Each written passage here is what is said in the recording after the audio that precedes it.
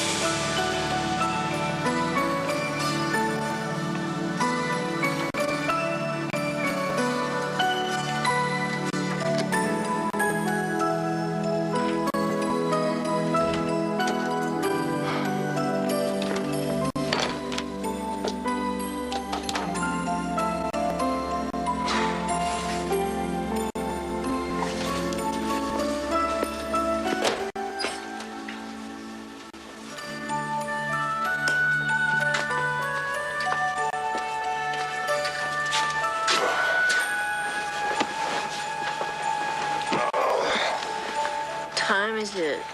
Oh, honey, you don't want to know.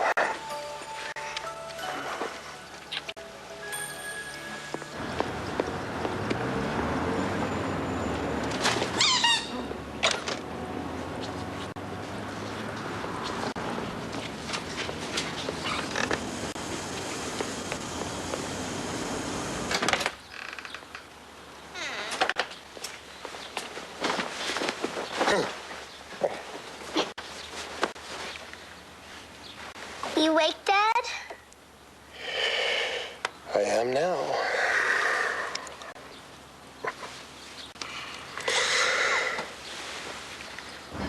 I agree. He plays his music much too loudly. Morning. Hi, kiddo. Hey, Dad. I'll just... Guess what I'm doing today? What? A field trip to the planetarium. Oh, SARS and stuff. Great. I loved studying that stuff when I was a kid. Yes, Mrs. Warren. I know it's a problem. Yes, I have a feeling 309 is acting up again. Well, I'll talk to him again. I'll do what I can. Yes. Goodbye. Don't tell me you're tired of being apartment manager. No, I love dealing with the crazy neighbors. I have some great news for you. It's going to be a great Christmas season at the store, and we'll be out of this place by the beginning of next year. Did I already tell you that? That's what you told me last year when I wanted to move. I know that, but this time I'm absolutely sure of it. Hey, guys, where did you put my laptop? Oh, never mind. I got it right here. What? Elderly lady with large home in the Avenue seeks live-in couple? No way, Jerry. Live-in care. This is the answer to our light housekeeping and yard care. This is the answer to our prayers. That sounds like a nightmare, living in a house with some old lady. It's in the Avenues. Look, it says we'd have our own private, fully furnished quarters. Yeah, who knows what that means? Well, let's go find out. Meet the woman. This is absolutely the worst time of year to make a move. Oh, no time is a good time for you. Besides, I do all the packing. Moving would take part of an afternoon tops. Richard, you spend all of your time at the store. I'm here every day, all day. You have no idea how depressing it can be. Okay, forget about me. It's Jenna I'm most concerned about. This place is too small. It cramps her spirit. Okay, I'll think about it, I promise. I was hoping you'd say that. Because we have an appointment at noon. What? Is that the one?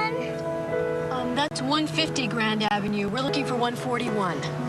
I like all these houses.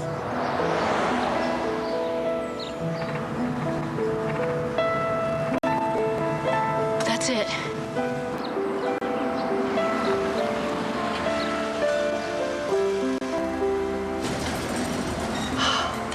place is gorgeous. This place is like a prison.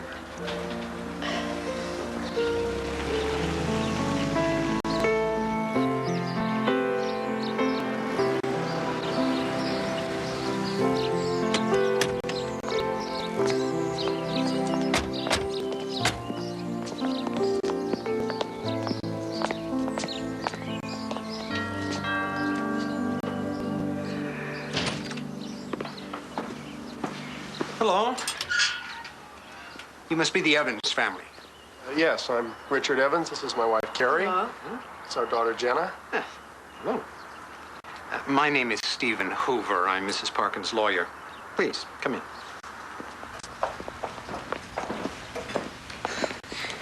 Mrs. Parkin's never had live-in help, but she's in her 70s now, and to be frank with you, I think she's more self-sufficient than she really is. I see.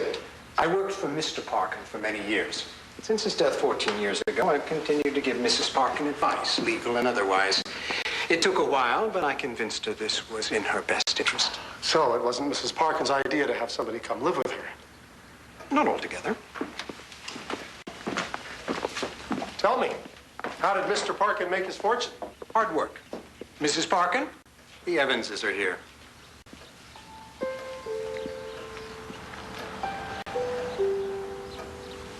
Please sit down. Thank you.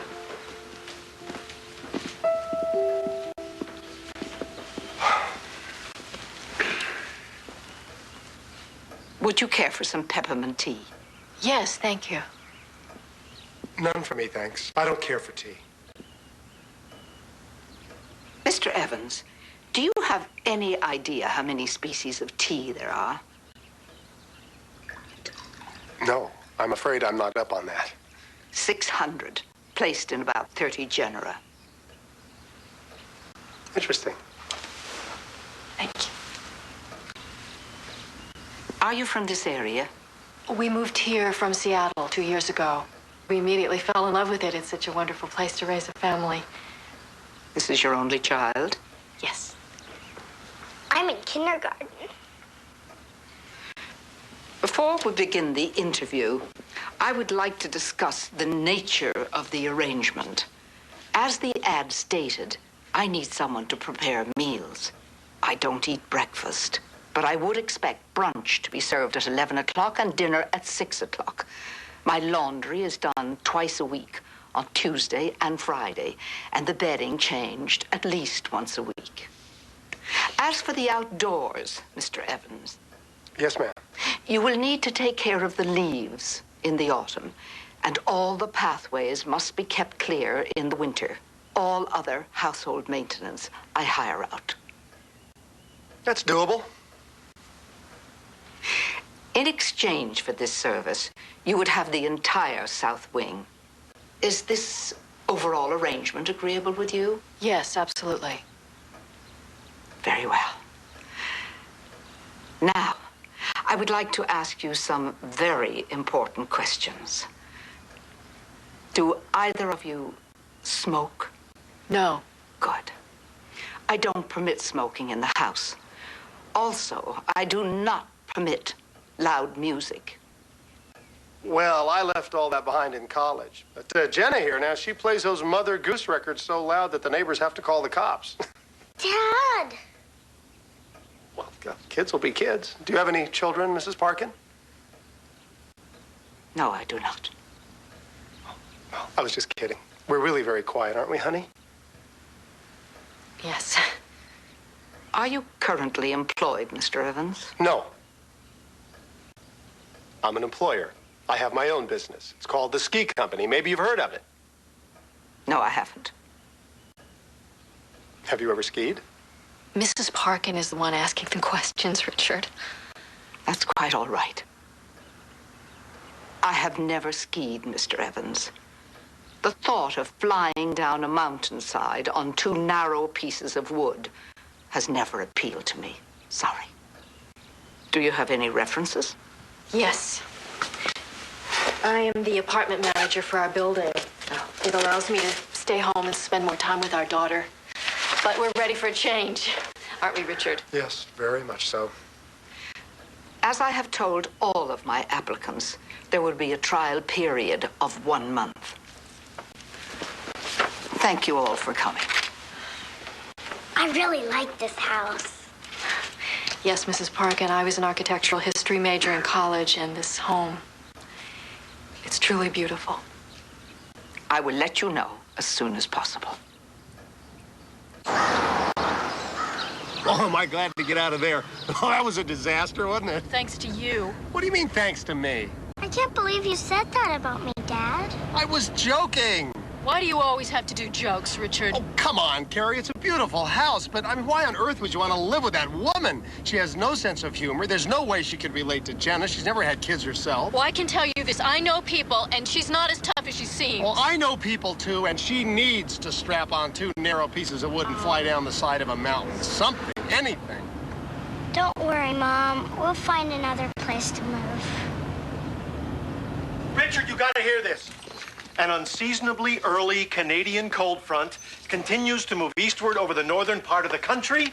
The front could trigger snowstorms in higher elevations throughout the Rocky Mountain states. All right. I'm telling you, partner, this winter is going to be gangbusters for us. Yeah, well, if it's not, I'm going to be in a lot of trouble because I promised my wife this morning we were going to turn the corner at Christmas. And we're going to! Well, we better. For one thing, it's the only way I'm going to get out of going any more of these interviews. Oh, yeah, how'd it go? Well, the old lady did not like me at all. And come to think of it, she wasn't too charming either. Excellent. Your apartment may be small, but it's still your castle. Yeah. Last thing a man wants to do is live in someone else's castle. That's right. Dad! What are you doing up so late? We're celebrating. What are we celebrating? We're moving into the Parkin house, Dad. You got to be kidding. I guess we stood out from all the other applicants. Thanks for going along with this. It's a crossroads for us. I can feel it.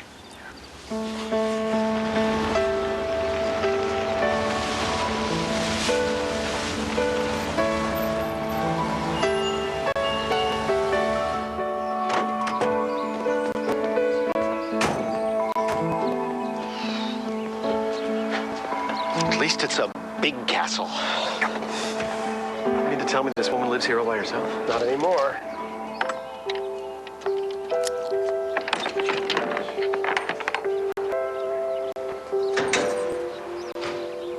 Jenna, walk, don't run. I can't. I mean it.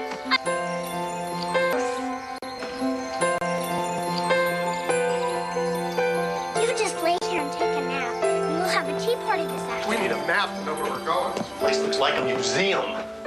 Just as long as she doesn't ask us to take off our shoes. Where are we going with this thing anyway? The attic. Thing you don't own a piano.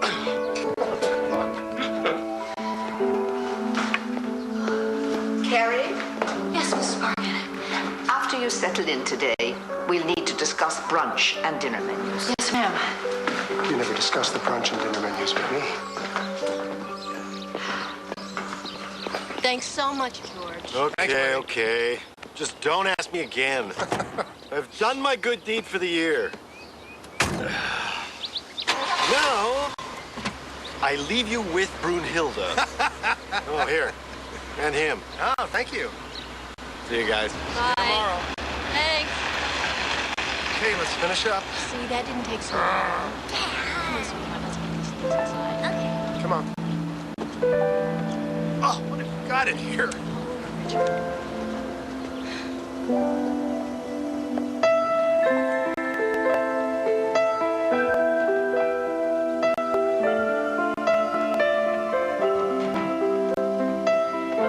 Wait till you see what's up here. Where are we going? Unbelievable. This attic is as big as most people's houses. Well, for better or worse, we're here. It's dusty up here. Look at all this stuff. Hey, Dad, look. What? Who's this? Look at this. This is exquisite. Look, it's a Christmas box. There's a wind-up key on the bottom. It must be a music box. Play it, Mom. I can't, it's locked. I'm hungry. How about takeout? You have no romance, know that? I have a lot of romance. Let's get pizza. Chinese. Pizza. Chinese. Pizza. Chinese. Pizza. Chinese. Pizza. Pizza, pizza, pizza, pizza. Egg roll. Cheese.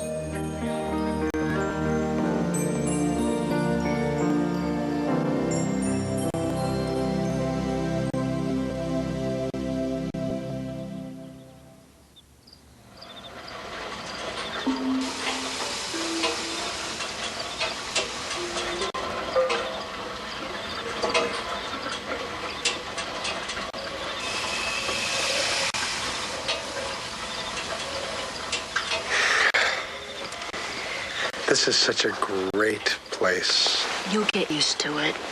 Before long, all this will be music to your ears. Yeah? What kind of music is that? Classical. That's what this house is like to me. A piece of beautiful classical music.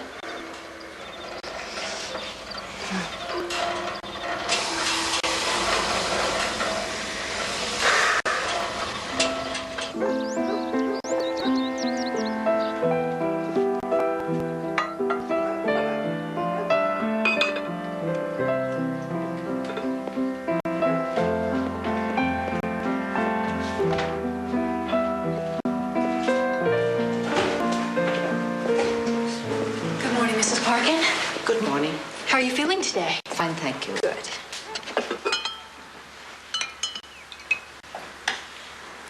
Mrs. Parkin, I noticed some beautiful Italian china in the kitchen cupboard. I was wondering, would it be all right if I used it sometime? For you, not us. I prefer this china. Is this beef bouillon and mushroom? Yes, ma'am. Is that all right? Well, this is a cream soup spoon, and I will need a clear soup spoon. Oh, I'm sorry. I've never used formal silverware, but I would love to learn about it if you wouldn't mind teaching me. Very well.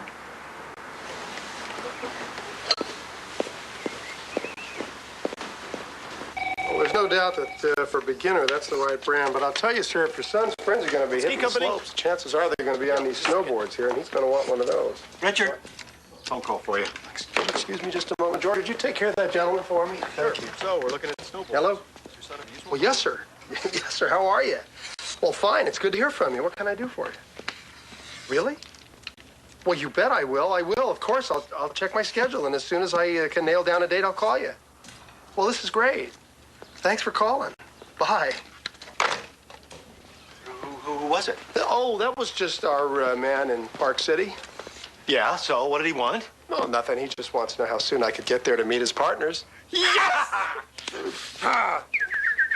That work.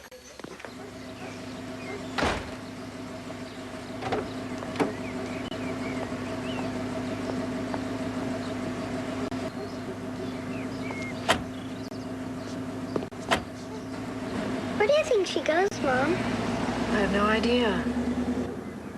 Is it a secret? I don't think so, Jenna. Come on. Let's try on your tutu. Hey. There we go. It's perfect. Is Dad coming home for dinner tonight? Not tonight. Why? Let's see. Tonight he has inventory. What's inventory? Inventory is where your father tries to figure out if he has enough merchandise for the season. I don't like inventory.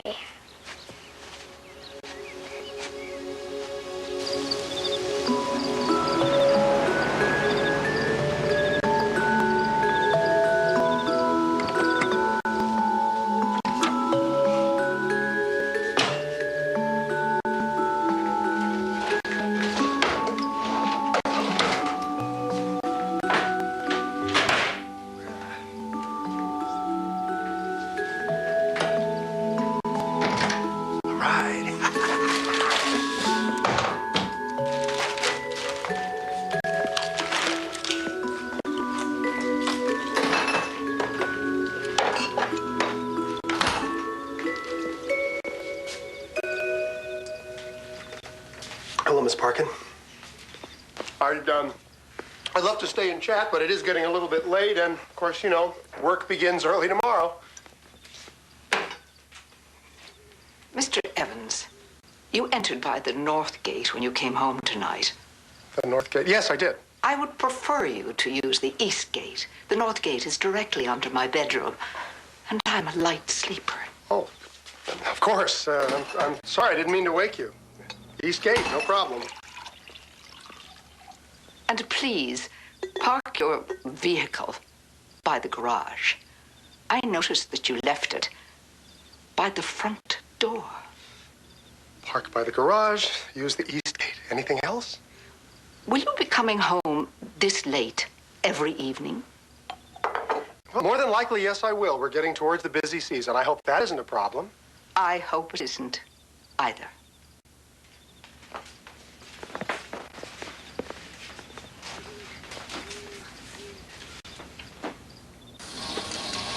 Honey, do you remember that investor I've been talking to? The one who's thinking about putting up money for a second store? Yeah? Well, he called me today. He wants me to get up to Park City as soon as I can to discuss the details. There, let's see what kind of a noise you make tonight. You know how I feel about that second store idea, Richard. Honey, I know, but you got to trust me on this. This is a tremendous opportunity. And this guy's talking about fully funding the operation. George and I wouldn't have to put up a cent. All he wants is our expertise. And time, no doubt. We hardly see you now as it is. You only have dinner with us once a week with a second store more than 2 hours away. I'm sure we can kiss that goodbye. You don't understand. An offer like this doesn't come along every day. I don't think you understand how much Jenna misses you, or how much I miss you for that matter. Carrie, that first store is just a way to make a living. But the second store, that's what's going to get us where we want to be. Where is that? Here, the Avenues. We are here. No, we're not. We're guests. That's not good enough. I love you and Jenna so much. I want you to have everything. Richard, I already have everything I want.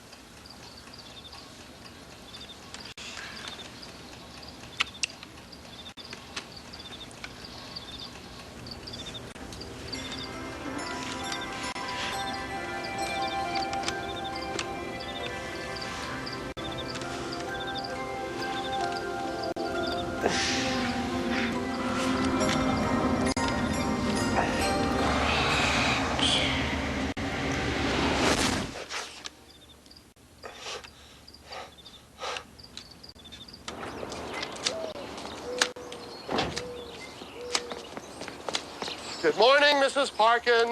Good morning. I've been using the East Gate, Mrs. Parkin. Richard. I love it when the leaves start to turn, don't you? Uh-huh. Oh, by the way, do you know the Latin for maple? No, I don't. Acer. Acer rubrum, the red maple. Acer saccharum, the sugar maple. Just a name, too. They really are quite beautiful this time of year.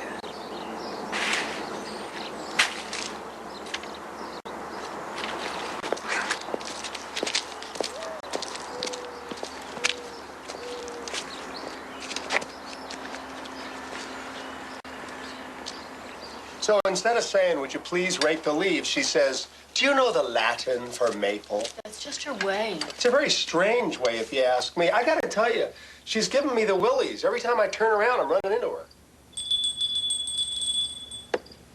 What's that? Mary rings the bell if she needs something. Excuse me.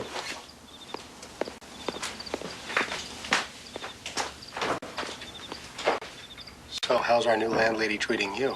She never talks to me. She just reads her Bible. Other books, too. How do you know? Because I see her. And you know what? Sometimes she gets in a taxi and is gone for hours. And she takes her umbrella whether it's raining or not. I hope you're writing all this down. Would you care for some dessert, Mrs. Parkin? No, thank you. I'll just have my tea. Yes, ma'am.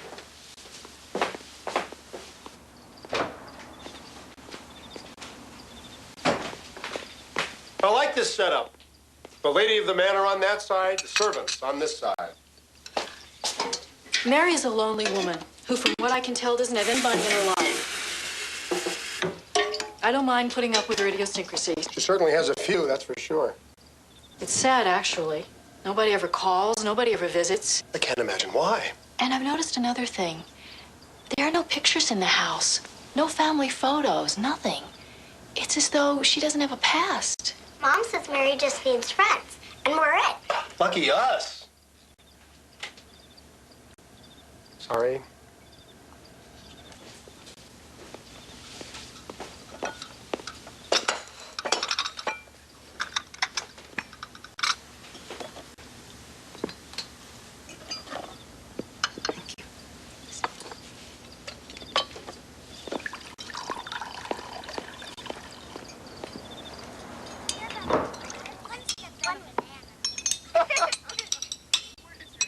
What's so funny? That's where I live.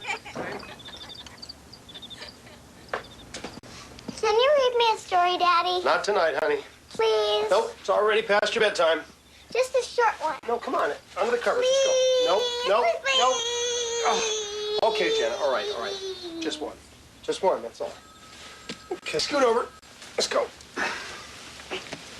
Okay, the $1 Million Bear. Richard, George is on the phone. Oh, I'll be right there. Honey, I'll be right back. Dad.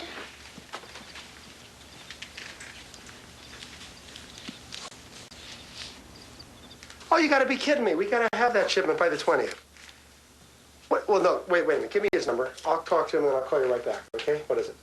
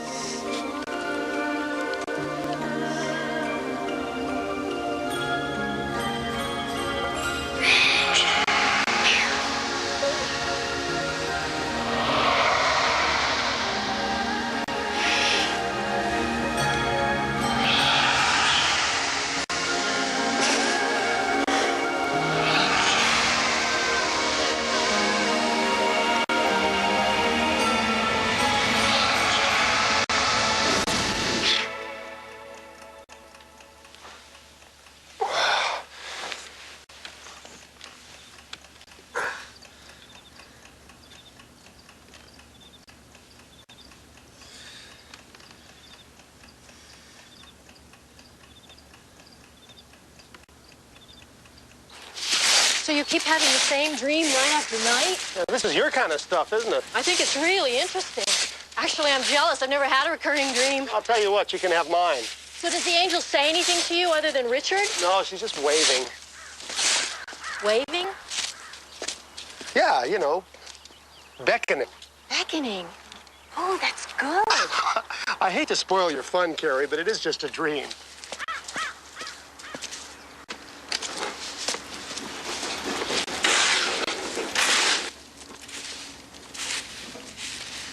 You haven't given this enough time. I've given it long enough to know that I prefer living alone. Maybe it's this particular family that's the problem. Oh, the family's nice enough. Although the husband is a bit of an odd duck. Mary, you need someone here with you. If you're not feeling well, someone's here. If you need something in the middle of the night, someone's here. Of course, there is an alternative. Don't even bring it up.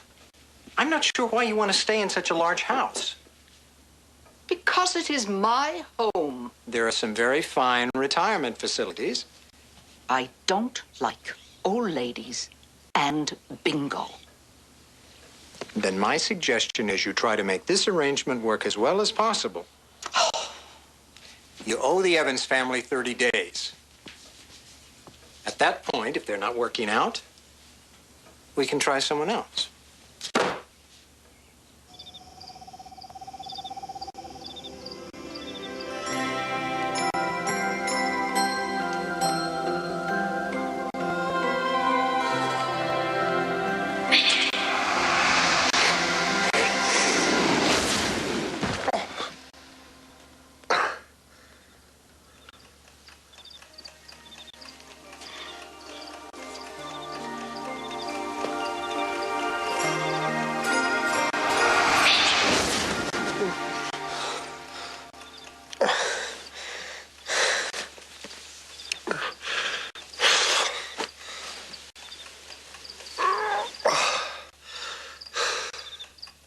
Thanks for coming in. Thanks. George, I'm sorry I'm late. Whoa, buddy, you look terrible. Thanks a lot. What are you, sick or something? No, it's that stupid house. What happened? Well, they discover bodies in the basement? The whole place is weird. The old lady is weird. And the whole thing is making me weird. So, move. George, have you ever had a recurring dream? Yeah. Karen Estock. Business 201. I'm serious. What are you having dreams now? I know this sounds silly, but I've never had dreams like this. They're so real. I'm waking up with a cold sweat. What are they about? Now you're gonna laugh at me. No, I won't laugh. It's the same thing every night. An angel is beckoning to me. Oh, partner, that place really is laughing good, at me. do you? I never should have let Carrie talk me into moving there in the first place. Yeah, but you did. Yeah, and it's not working out, and we're getting out of there, and the sooner the better. You're serious, aren't you? You really want to leave. Yes, I do. I hate to break it to you, but we can't. Why not? I have an obligation to Mrs. Parkin. Obligation? What obligation? It's my job.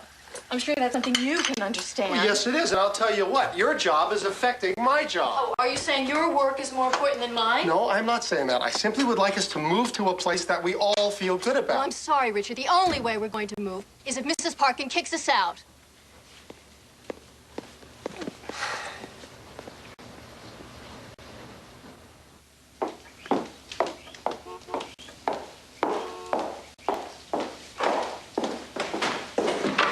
Why do you take that when it's sunny out? It is not polite to spy on people, child. I'm not spying. I'm just waiting for my dad. It's drafty downstairs here in the hall. You should wait upstairs. I like it here.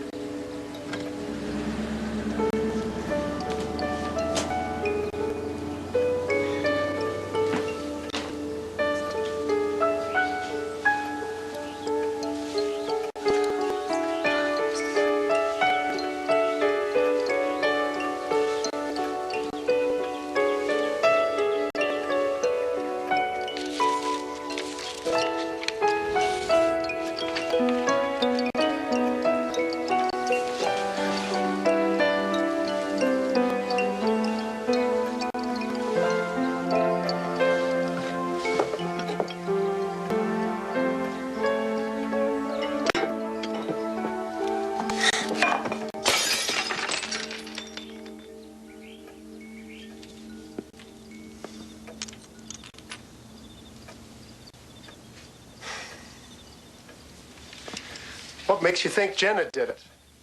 Obviously, your wife would have told me if it had happened while she was cleaning. I don't have a cat.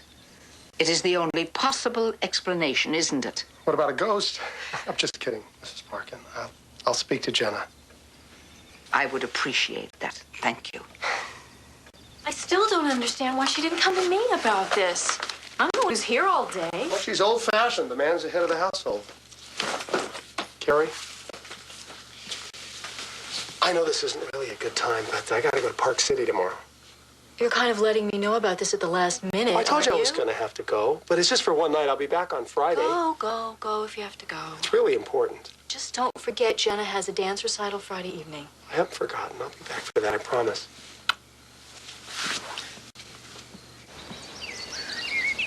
Mrs. Parkin, are you busy?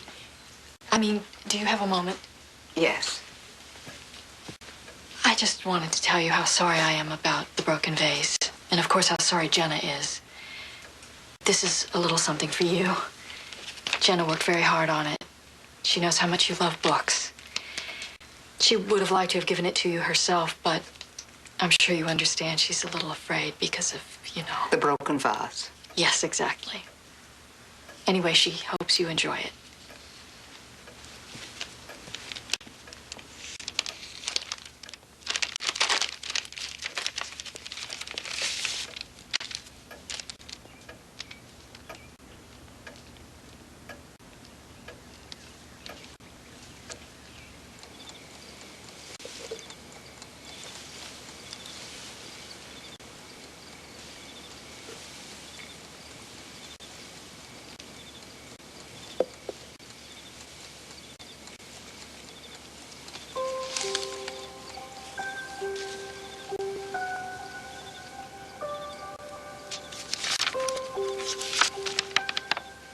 Once upon a time, there was a nice old lady who lived in a red house. And she had some very pretty things until a little 5-year-old girl came to live with her. But the little girl really wanted the lady to like her.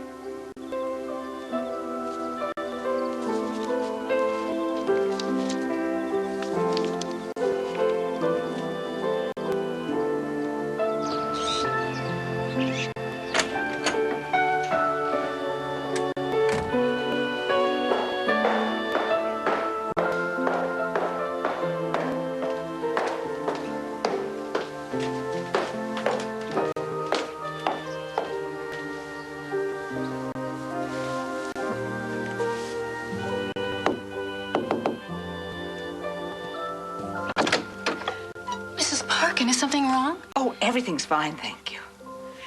I've come to see Jenna. It will only take a minute. Please, come in.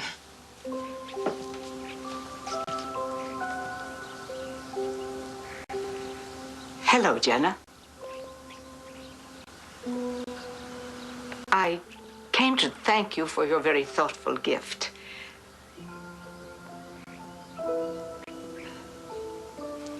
Perhaps you'd read it to me sometime. You'll think about it, won't you? In the meantime, I'd like to invite you and your mother to tea this afternoon.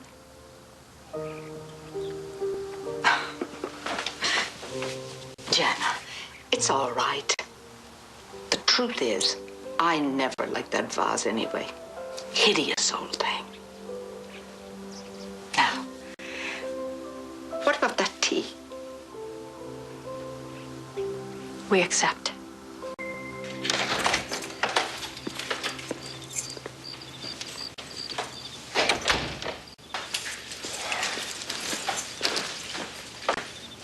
Carrie?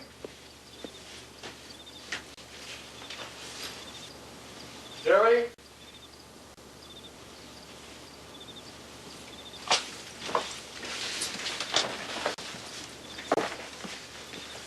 Carrie?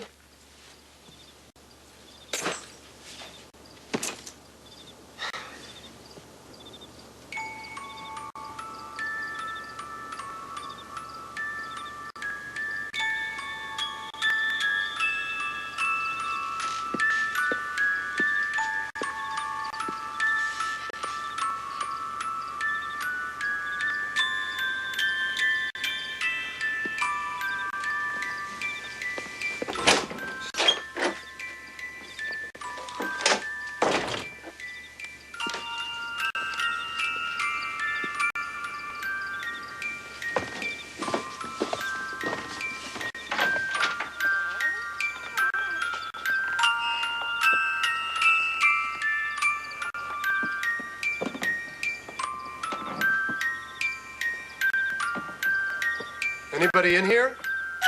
Carrie? Jenna?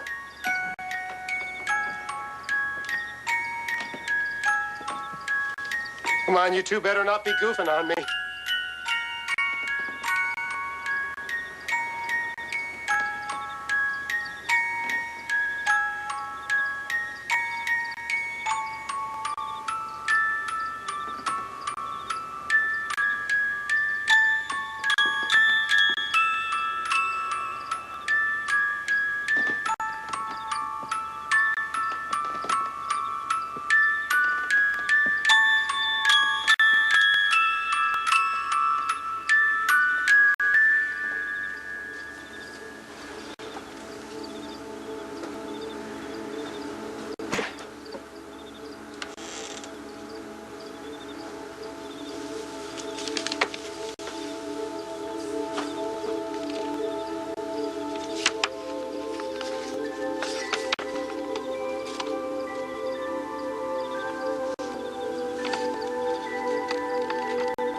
My beloved one, how cold the Christmas snows seem this year without you. Even the warmth of the fire does little but remind me of how I wish you were here with me. I love you. how I love you.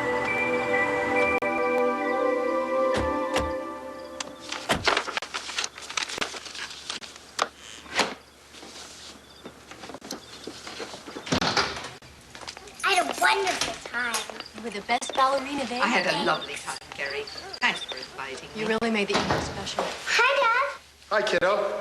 We thought you were going to be back this afternoon. Well, one meeting turned into a whole bunch of meetings. It's okay. Mary came. Really? We made up. We had tea with her and everything. You missed a wonderful evening. We're gonna go get some hot chocolate. We can have marshmallows, too. You can join us if you like.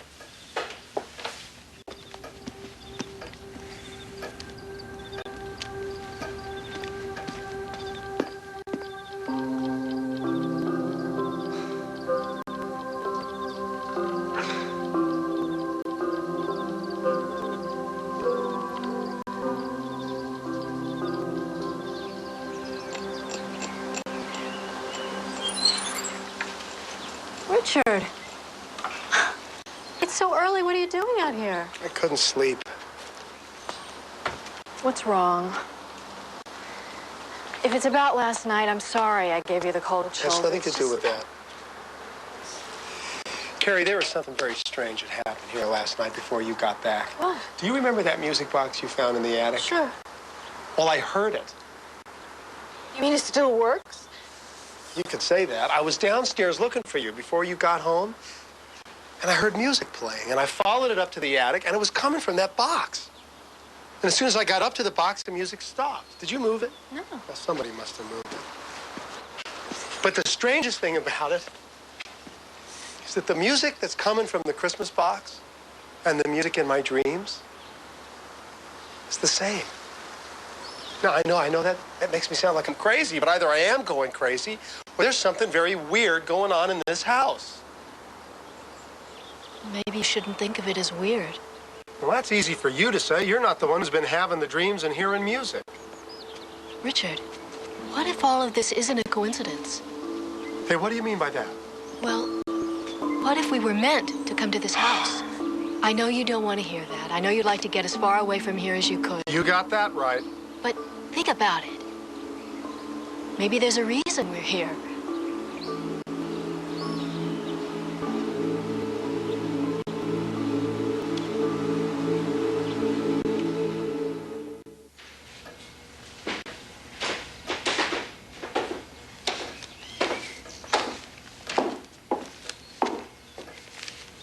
This is for you. Thank you.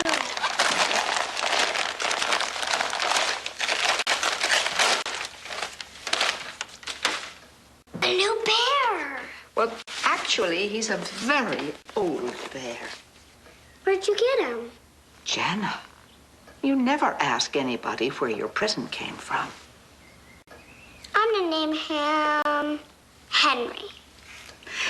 Perhaps you'd like to bring your new friend down to the den. It's warmer down there. I want to stay here. Well, we could finish that book we started. I have a better idea.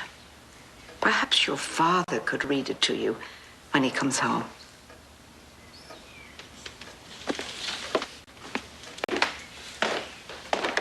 Mary, Yes? did you know my dad's gonna teach me how to ski? Oh, is that so? Yep, he promised. Well, then I'm sure he will. He's promised things before, and they didn't happen. Jenna,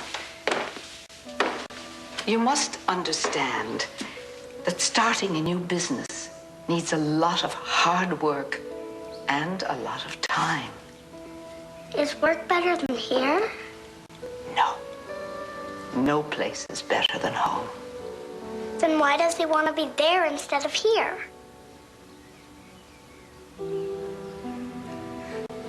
I suppose sometimes we forget. You let me know if you need anything, won't you?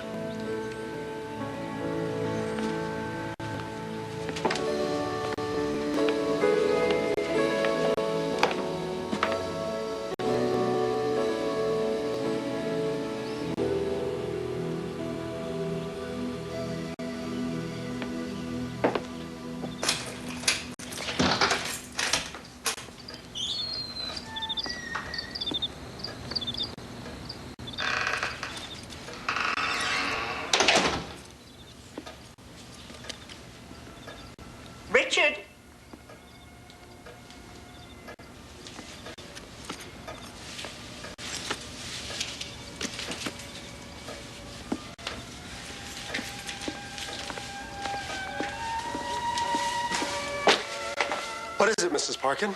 There's a bit of a chill this evening. Would you start a fire for me? Certainly.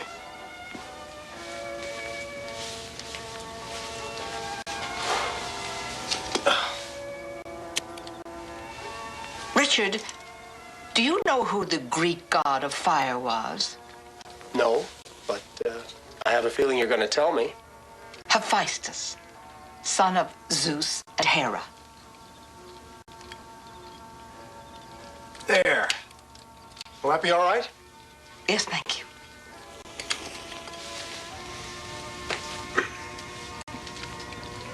Richard, by the way, Jenna and I started a book, but we were interrupted.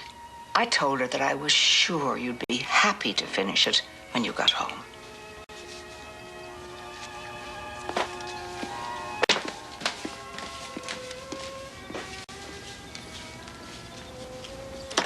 I wish Mrs. Parkin had considered that I might have something to do before she volunteered me.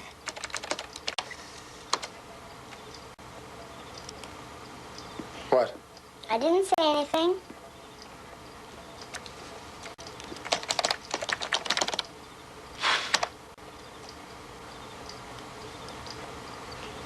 I'm sure your mom would be happy to read the book to you.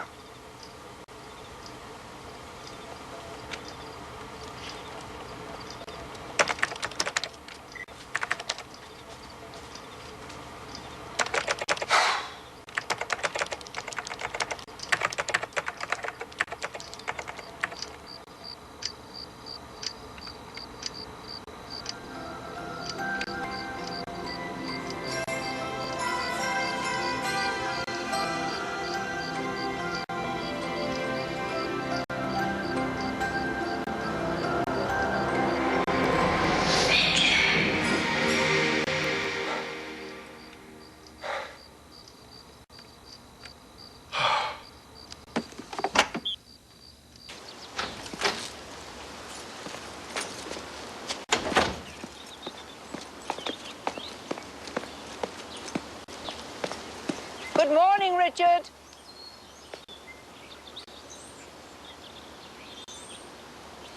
Morning. I have an appointment in town. I believe it's on your way to work. Well, maybe Carrie could drop you off. No, I've given her the day off. She's been working too hard lately. Edgewood Plaza. Do you know it? Mrs. Parkin, I've lived in this town over 2 years. I think I know where Edgewood Plaza is. Very good. Shall we?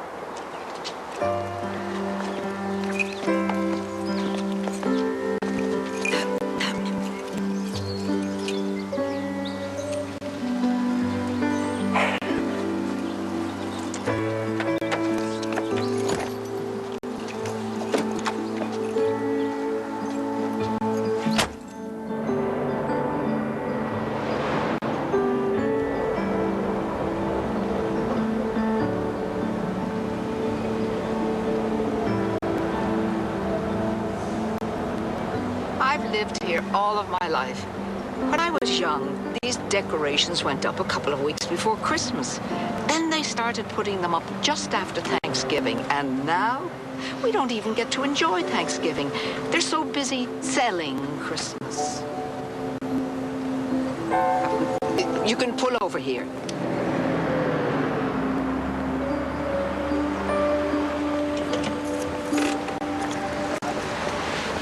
Richard, do you know what the first gift of Christmas was? A tie? You mean you're not going to tell me? Maybe you should give it some thought.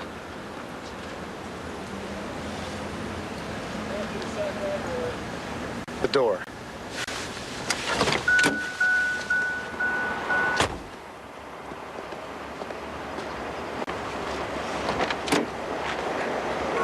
Mrs. Parkin, I want you to know I'm pleased as punch that you've become close to my wife and daughter, but we gotta come clean here. What is it that you don't like about me? I don't dislike you, Richard. Quite the contrary. I think you have a lot of potential. Well, then what exactly is it that you want from me? A ride home. What? Be here at 2 o'clock. 2 o'clock? I can't... not your chauffeur. We stopped at the church on the way home. And then she wanted to go to the grocery store and then the pharmacy. That's when I put my foot down. What is it with this woman? She knows I've got a business to run. I think she just does it because she knows it gets on my nerves. Richard, you're overreacting. I'm not overreacting. It was really annoying. She kept talking about how store owners are greedy, and she asked me another one of her weird questions. So she's always doing that. What was the question? What was the first gift of Christmas? I told her a tie. See, it's funny. I thought it was funny, too. Did she think it was funny? Oh, no. She said I should give it some thought. I think she's just trying to connect with you. Oh, really? Well, if she is, I got news. It ain't working. Richard? I'd really like to ask Mary to have Thanksgiving dinner with us. What? No, we can't. We were already set to have dinner with George and his family. They won't miss us. They have a large family to share Thanksgiving with. Mary only has us. Carrie.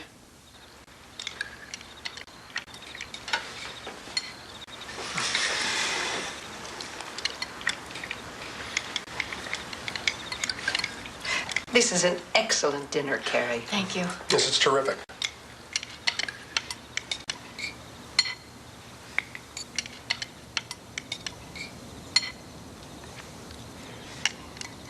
So, Mrs. Parkin, how many years have you lived in this house? Well, let's see. Almost 50 years. Wow.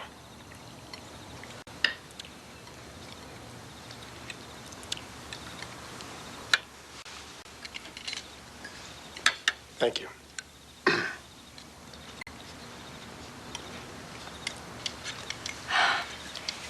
We used to live in a nice little house back in Seattle before we moved here. Why did you move? Richard had an opportunity to start a business with his old college roommate, so we sold our house and moved here and started a new life. And has it been worth it? Absolutely. What about your husband? Didn't he have his own business? Yes, he did. Well, looks like it was worth it. He traveled quite a bit.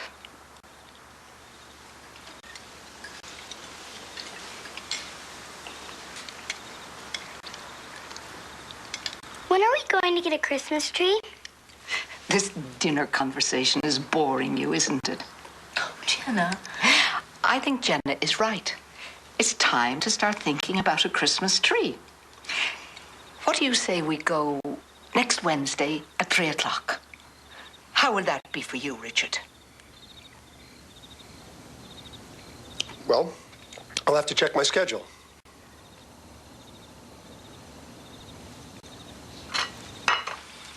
I don't know what you're so upset about. I put in a full day's work and made it home in time for dinner. Barely. Oh, I made polite dinner conversation. That's right, it was polite. That's all it was. Well, I'm sorry I wasn't more lively. You know what I think the problem is here? I think you're disappointed because we weren't some big happy family. Was out it so wrong to want that? No, but it might never happen. Mrs. Parkin and I do not. Mary get is along. not the problem. You are. All you're concerned about is your business, Richard. You couldn't even take off Thanksgiving. And I'm glad I didn't because we had a lot of customers today. It seems to me you can't wait to start up the second store, make a lot of money, and move out of here as soon as possible. Then Mary will be by herself again. Why am I being criticized for working so hard? I have knocked myself out to get this business off the ground, and I succeeded. Now, where I come from, that's something to be applauded, not put down. I have supported you 100% for the past 2 years, and you know it. But I have to tell you something. You've changed lately. You really have. Even when you're here, you're not here half the time. Sometimes I think you'd rather be at the store than with us. That's ridiculous. Is it? I've seen how you are, you and George. You're such a tight team, no one else can get on it. You love it at that place. You love it so much you want another one. Okay, would you be happier if I were miserable? Because I'll go back and work for somebody else That's again. not fair. You know I'd never want that. Then what am I supposed to do? You tell me. I'm confused. So am I, because I do know I don't want to spend the rest of my life with an absentee husband and father.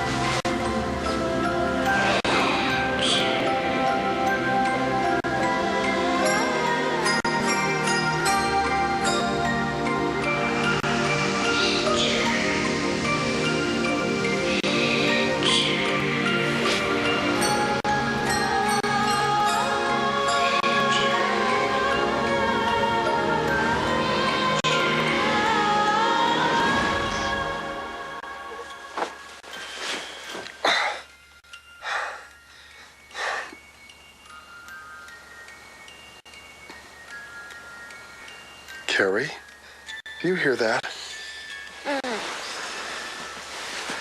Carrie, do you hear that music? Gerd. Honey? Tell me you don't hear that. What? The music. What music?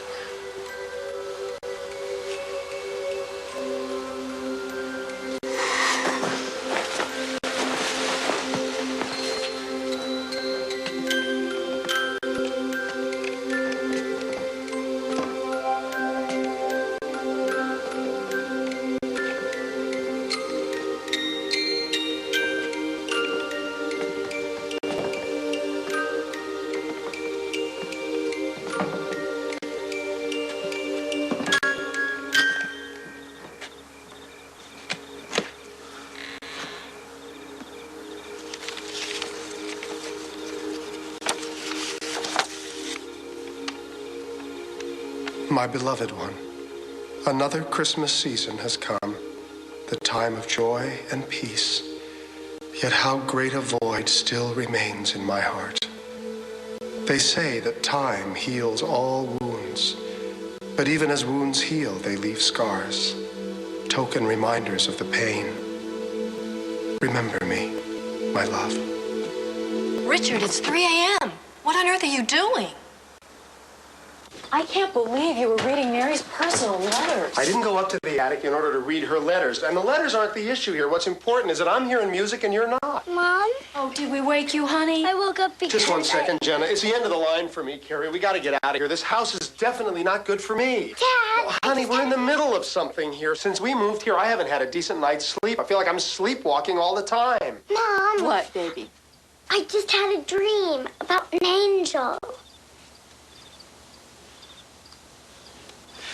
You must have told her about your dream, and that's why she dreamt it. You and Carrie are the only people who knew about that dream until last night. So the dream that Jenna It's described. exactly the same dream I've been having, night after night. I gotta tell you, buddy, that is out there. No kidding. This is something that can't just be explained away.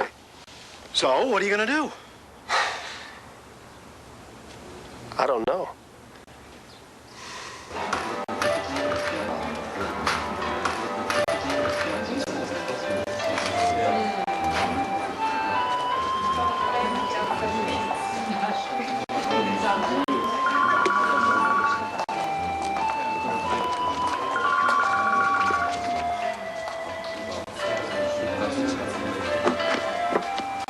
Excuse me. Pardon me. Yes. I was wondering, do you have any books on angels? Oh, let me think. Where are they? I just started here. It's okay, I'll find them. No, hang on just a second. Janet! Angel books! Religion, aisle 15. I heard it. Thank you.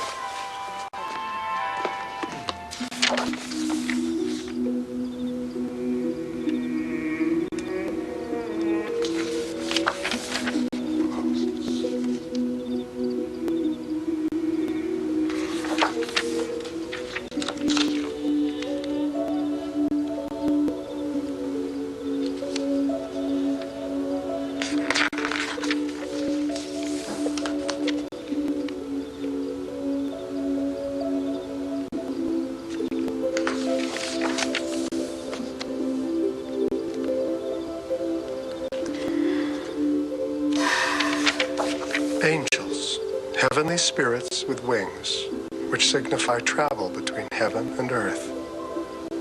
From the Greek, angelos, messenger.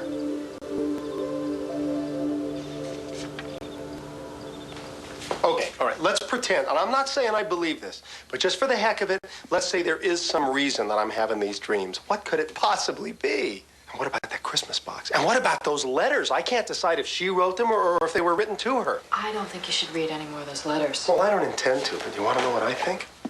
I think that they were either written to a lover or by a lover. Richard, really, this feels too private. Listen. There are no pictures of her and her husband anywhere in the house. That suggests they didn't have the best relationship. And what about you? You're always wondering why she never had kids. She's so great with Jenna. Maybe she couldn't have kids. Maybe her husband didn't want to have kids. That would be enough right there to drive a wedge between them. See, this all makes sense. Unrequited love, her inability to come to terms with something really important. What do you think? Mom! I know you'll work it out.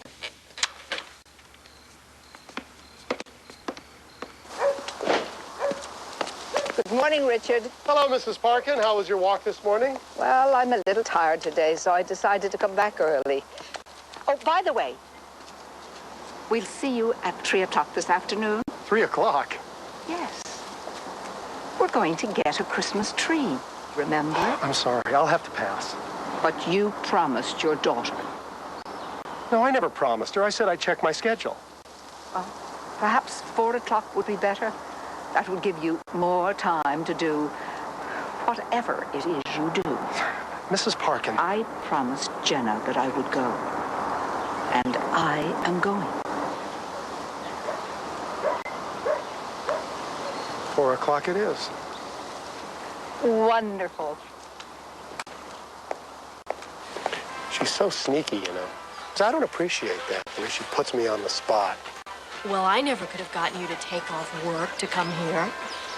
Besides, I've really grown to love her, and she's become like a grandma to Jenna. Well, she does have a style of her own. I'll hand her that. I know, Richard, I'm concerned about her. She hasn't been feeling well lately. She's in her 70s. You know, you can't exactly expect her to be full of pep all the time. I know.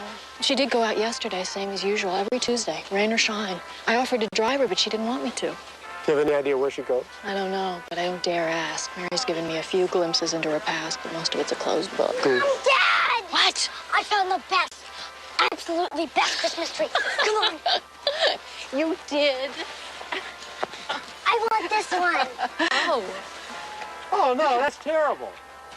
No, it isn't. Well, sure it is. Look at the top of it. You'd never get a star to sit on the top of that thing. I like it anyway. And I like it too. Come on, Carrie, help me out here. It's growing on me. Thanks a lot. You know, Richard, with your help, it will be beautiful. Okay, keep the star up. Oh, wait, Jenna, there's a place right there for one. Oh, yeah. Oh, look. Here we go. Looks great. I still think you're all crazy. Oh, it looks wonderful. Let's turn on the lights. Okay. Oh, it's beautiful. Isn't it? I'll tie this wire. Never, ever had a tree so I big. know. We've only had Jenna, trees. you like it? Oh, I like this river. Oh, yeah, that's beautiful. Oh, where? It's on the top.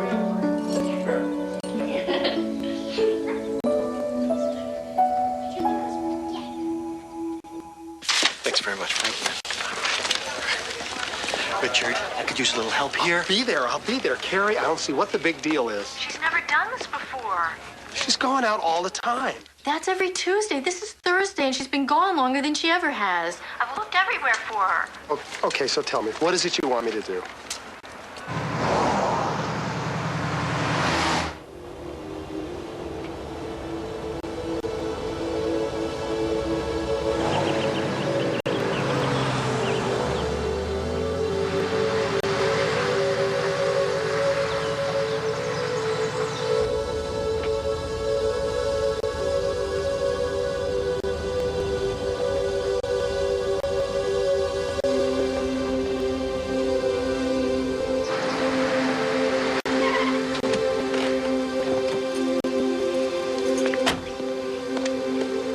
Mrs. Parkin!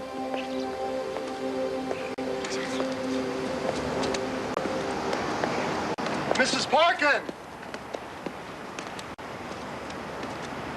Carrie's been worried about you. She had no idea what happened to you. If you let me get the car, I'd be happy to give you a ride home. I'd like to sit a moment, if you don't mind.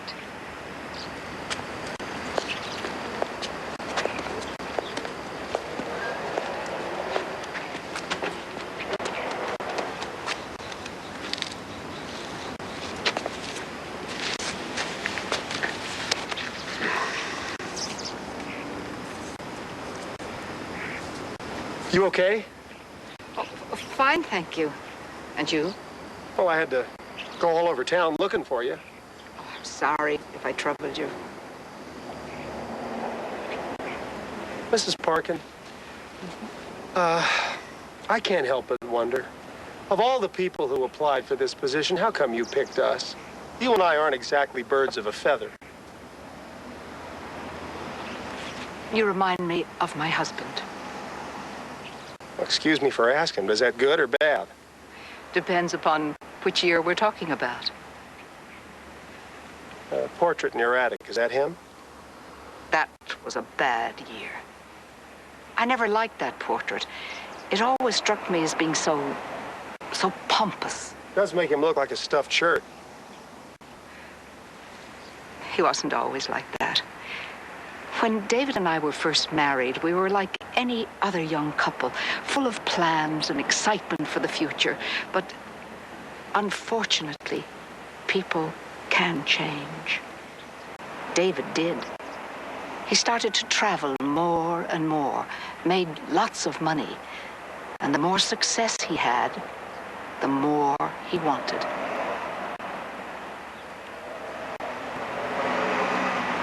Richard, have you given any further thought to my question, the first gift of Christmas? I'm working on it. It is not a trivial question. I'll give it some more thought. I promise. Hi, honey. Oh, that was an interesting afternoon. I'll tell you one thing it accomplished. Now we know where she goes all the time. She and her husband may not have had the best relationship in the world, but she must have loved him. She visits his grave every week. I'm surprised I never saw her there, though. I pass that cemetery every day on my way to work. Richard. Mary's really not well. What do you mean? She asked me to take her to her doctor after you brought her home. What's wrong? It's her heart. She's been on medication for years, but the latest tests show the medication won't be much help anymore. What's she gonna do? Apparently, at Mary's age, there's nothing else they can do. Her doctor said her heart's just giving out. Oh, Carrie, I'm sorry. I'm sorry. I don't know how I'm gonna tell Jenna.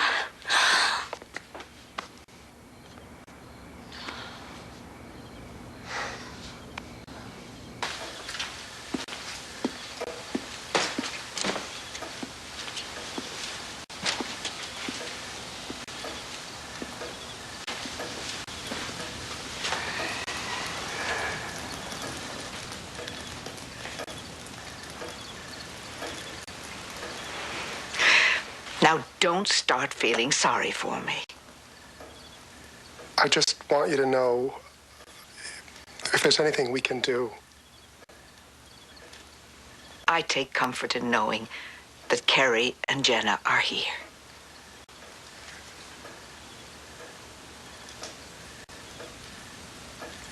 Good night, Mrs. Parkin. Good night, Richard.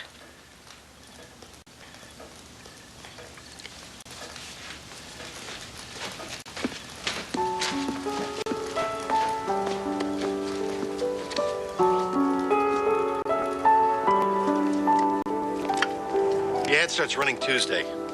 Ski boots are in, but, Richard, we have got to order more snowboards pronto. Those things are flying out of here. I think we're down to about a dozen or so. Even the purists are starting to convert. Can you take care of that order? Hello? Richard? Huh? What? You didn't hear a word I said, did you? No, I just missed the first part. Snowboards. Yeah, right. Okay.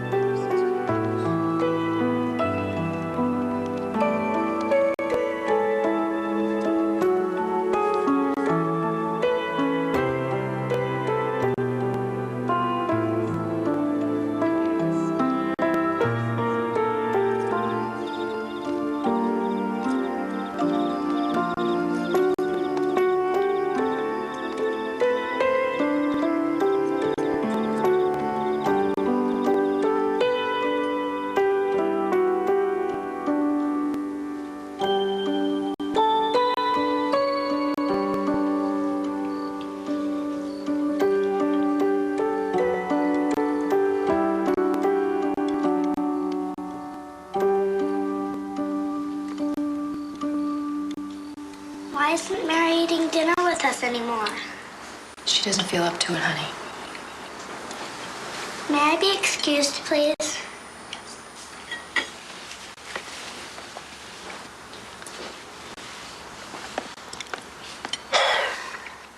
Mary's getting worse, isn't she? She's been eating up in her room most of the week. You know, I can't help but think that it's more than the illness that's keeping her up there. I just feel so helpless. There's nothing I can do. I just feel guilty. All those nasty things I said about her. No, I'm serious. Whatever it is she wants from me, I can't seem to give it to her.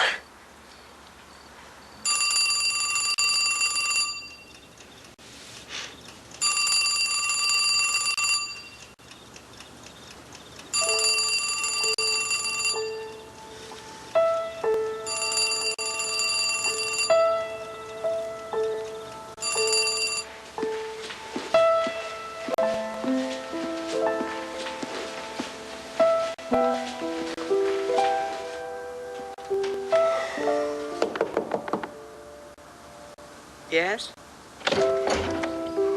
Mrs. Parkin, do you mind if I come in? Not at all. I've been giving some thought to your question. The first gift of Christmas.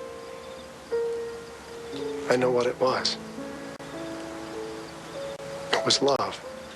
The first gift of Christmas was love.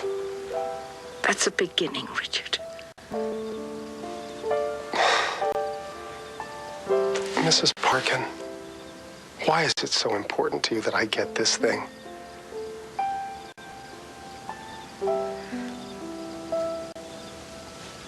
Unfinished business, I suppose.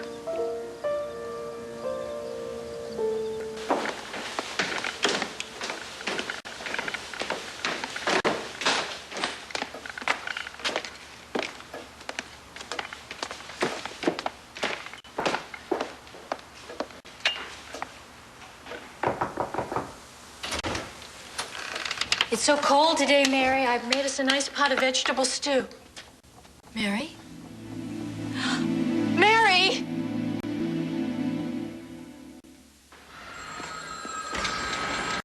Yes, that would be on the third floor.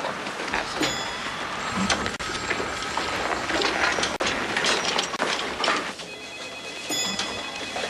Miss Aaron, telephone, please. Room 400? Second door on the left. Thank you.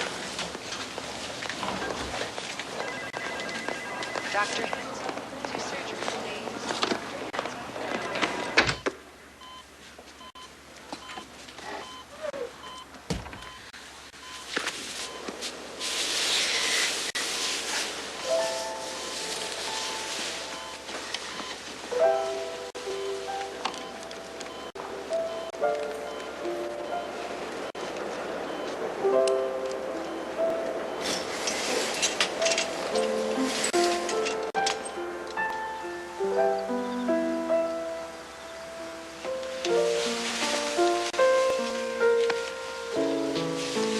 Why couldn't I stay at the hospital with Mom? Because it's time for you to come home.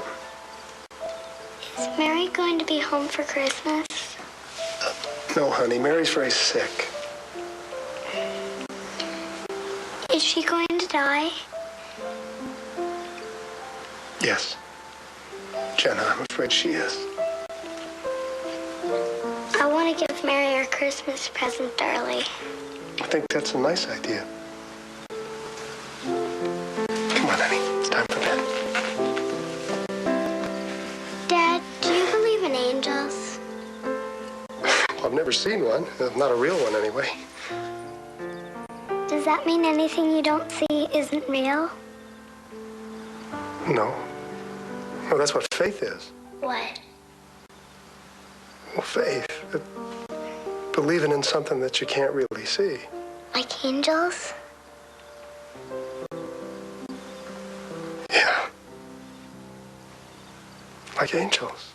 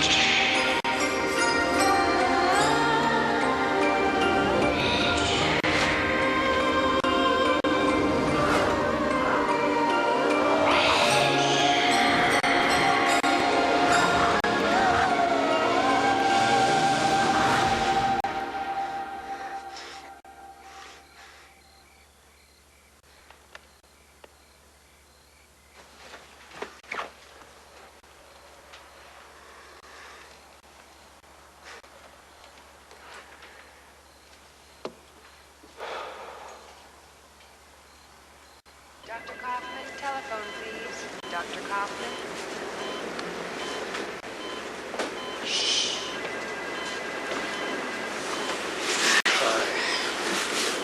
You look exhausted. It was a long night. The doctors are keeping her as comfortable as they can. She's been sleeping off and on. Richard, you don't have to stay. No, I want to. I just have to go for a little while, but please call me if there's any change, okay? Of course.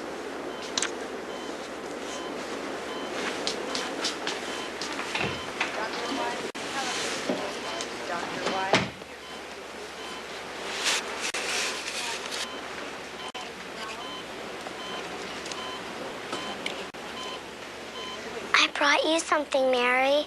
It's your Christmas present.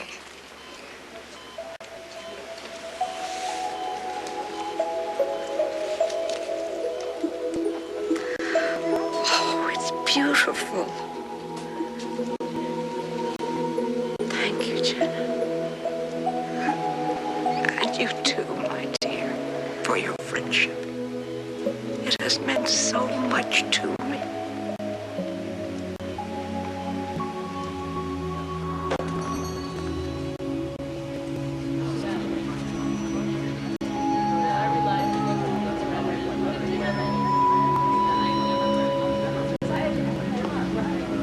Hey, pal. I know you don't feel like celebrating, but once you close it down, come out, say hello to some of the people. I gotta go back to the hospital after I finish here. George? Yeah. Let me ask you a question. Do you remember the last time we went skiing? Skiing? Yeah, skiing. You know, that thing that we used to love to do a long time ago. We just haven't had the time, that's all. It's strange, isn't it? I mean, here we are surrounded by ski equipment, and we don't even have time to do the thing that got us into this business in the first place. I'd love to discuss the subtle ironies of the situation further, but... Do you remember we decided that once this store turned the corner, we were going to hire an assistant manager? You know, kick back, spend a little more time with the family? Whatever happened to that idea? The idea's still there. It just got postponed, that's all. Yeah, well, I don't want to postpone it. What do you mean?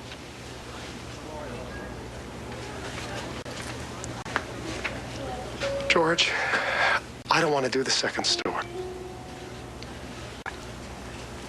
I don't want to postpone my family anymore. Richard, I know you've been under a lot of stress lately, and I'm really sorry about Mrs. Parkin. Why don't we just put all this aside for now? We'll talk about the second store after the holidays.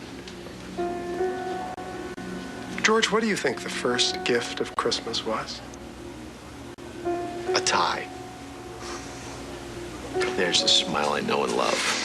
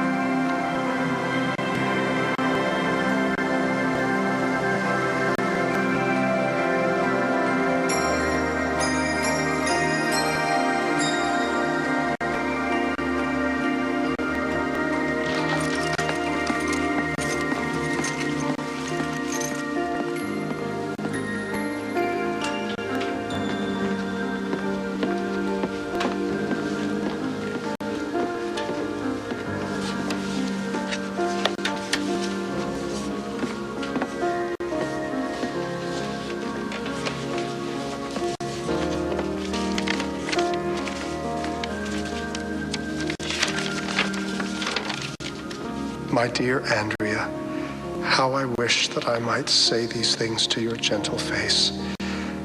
I know this cannot be for now, and this causes me such pain.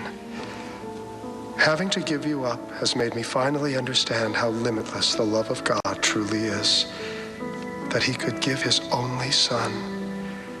As my faith has grown, so has my hope. Hope that one day I will hold you in my arms again. Until then, I love you, my little angel. Mother.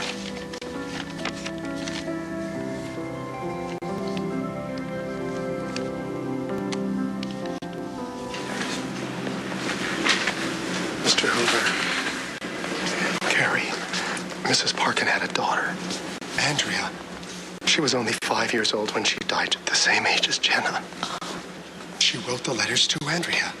She's been living with this grief for all these years. Honey, the doctor said she doesn't have much longer.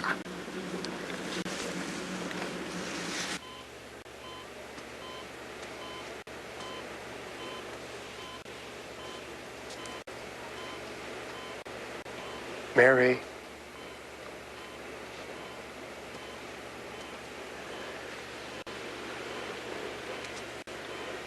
Mary.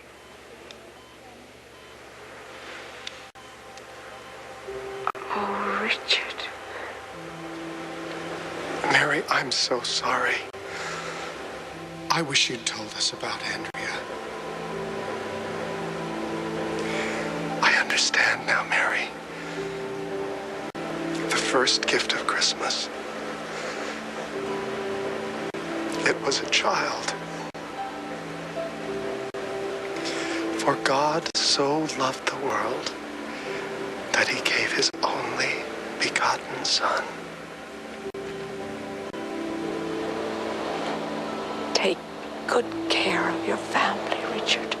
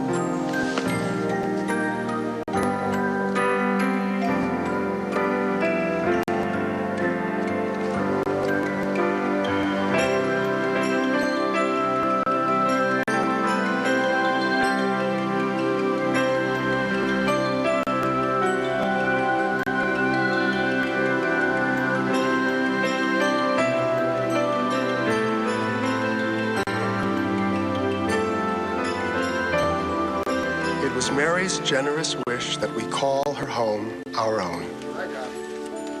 We treasure the house and look forward to raising our family within its loving embrace. But the greatest gift Mary gave me were the lessons she taught me about how precious our time is here, about love and family. The lessons that came with the Christmas box.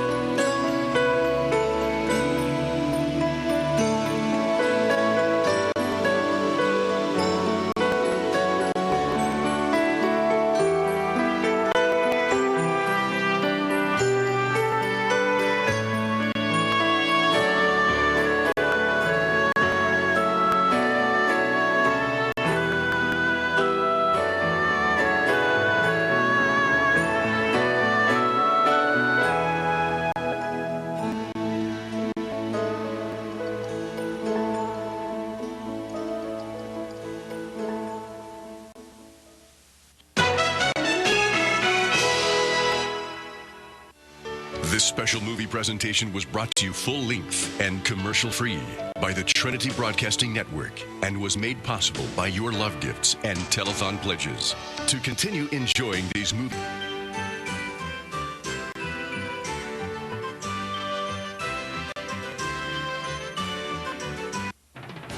the following special movie presentation is brought to you full-length and commercial-free by the Trinity Broadcasting Network and is made possible by your love gifts and telethon pledges.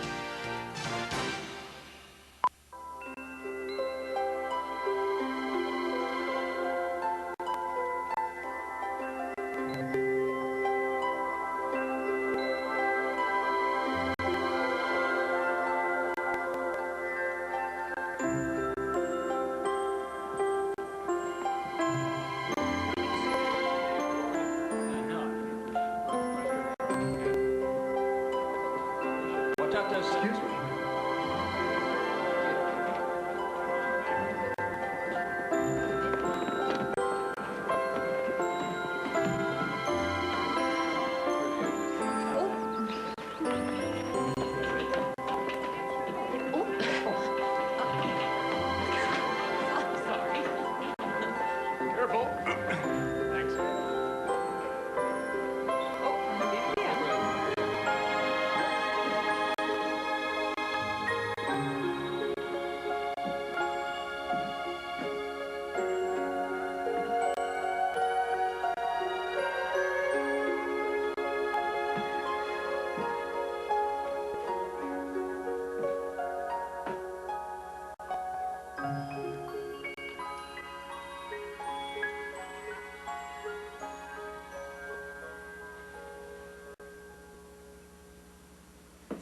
Still my favorite animal.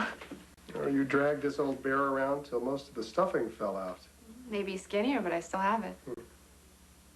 You know what else I have? The best dad in the whole world. I'm gonna miss you, Jen. I'm gonna miss you too, Dad.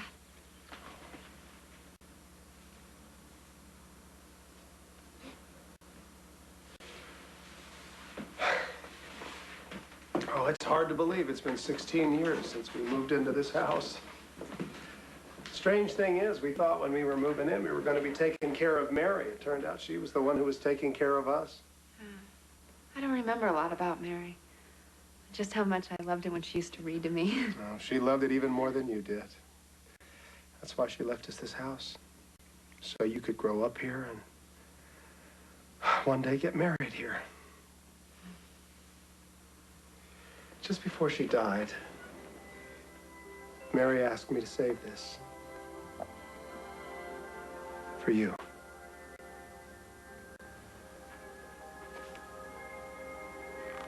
Oh, Dad, it's so beautiful. She wanted you to have it on your wedding day. I wonder how she met her husband.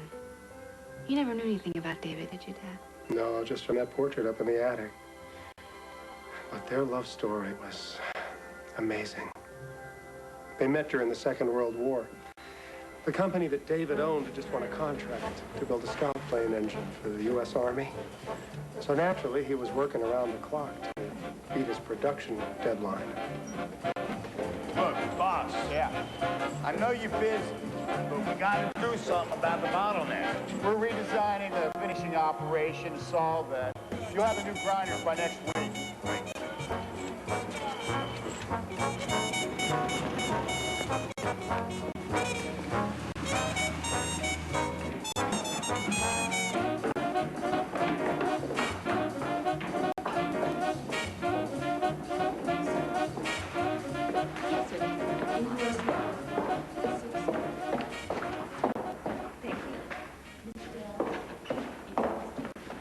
Excuse me, sir. Yes. Where do I go to apply for the secretarial position? I'm afraid Mr. Parkin isn't seeing any more girls today. Well, has the position been filled? I have experience and references. I take shorthand and I type 90 words a minute. I'm very organized and I do really need this job. I'm sorry. Why don't you just come back tomorrow?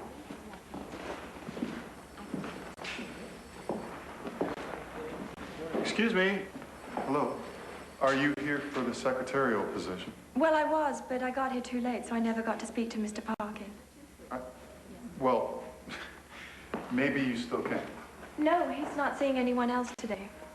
Don't give up so easily. Let's go talk to him. It's all right. I can come back tomorrow. No. You made a special trip. Come on. He'll see you. I promise. Are you sure? Absolutely. What sort of man is he? Well, might as well warn you. He's a bear to work for. Oh, maybe to be better. No. Please, take a seat.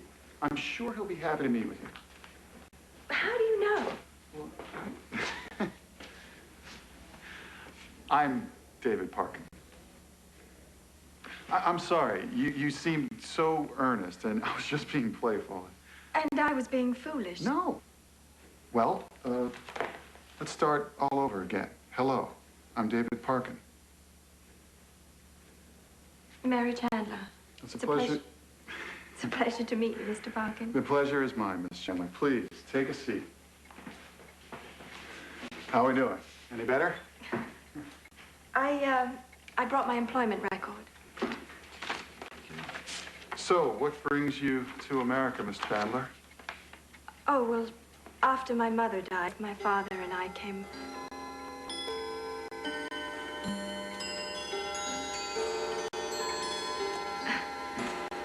My father and I came over.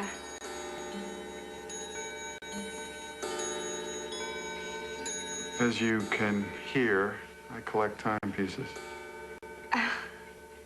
Go on, Miss Chandler. Yes, well, we came over from England because he wanted to find a new life over here. But with jobs so scarce during the Depression, he never really could find steady work. I understand. Unfortunately, my father was a failure, too. I don't consider my father to be a failure, Mr. Parkin. Now, I believe I've told you all you need to know. Thank you for considering me. Miss Chandler, I'm sorry if I've offended you. And I hope this doesn't mean that you won't... You mean I have... You mean I have the job? Monday morning, 8 sharp.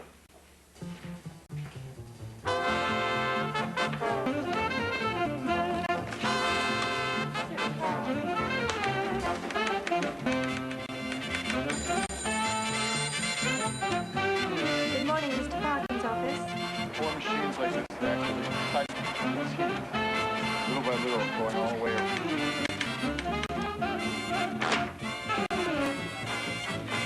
Mr. Parkin, I have the list to Mr. Garrett.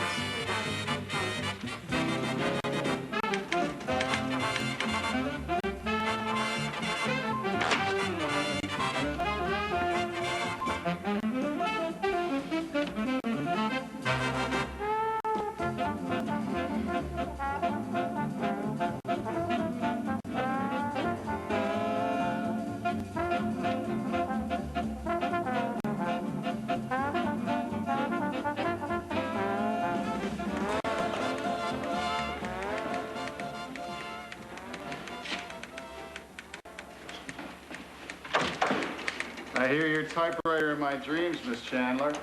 And no matter how early I get here, you still beat me to it. I couldn't sleep very well last night, so I decided to come in early. There's so much catching up to do. You're a great secretary. I'm lucky to have you. Thank you, Mr. Parkin. You're welcome. It's 2 hours later in Washington, so see if you can get someone in the procurement office, Miss Chandler. Oh, would you mind if I called you Mary? Give me a count off label 14. Yes, sir. Here are the new specs on the gearbox for the A57 multi-bag. Oh, and the tank arsenal is stepping up its production. So to match it, we're going to have to be adding 2,000 more units a week. Hey, you better get out of here. I hear you missed the last bus the other night. Yes, I lose track of the time. I don't know how you can do that with all these clocks around here. Well, I know the pressure you're under, and I hate to leave anything for tomorrow if I don't have to. Good night, Mr. Parkin. Good night, Mary. Good night, Mr. Kidd. Miss Chandler. Awfully familiar, aren't we? Well, I mean, you hardly know this Mary. You're already too fond of her, Dave. I'm not fond of her. I just admire her competence and efficiency. Are you sure it's her work ethic that you admire? It's not like you to have your head turned by a woman. I just want to make sure she makes the last bus. And besides, this woman is different. Yeah, that's what every man says just before he makes a fool of himself. Just remember your own words of wisdom concerning marriage. Yeah, marriage is the worm that conceals the hook, and I haven't changed my mind, okay?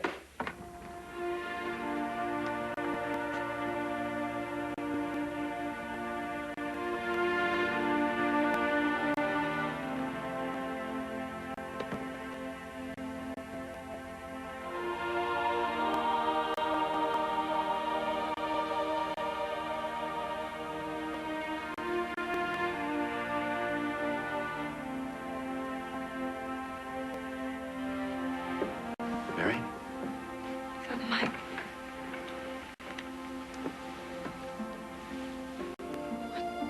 What am I going to do? Just what you're doing. Putting your trust in God. I don't know how much trust I have left. You're a strong woman, Mary.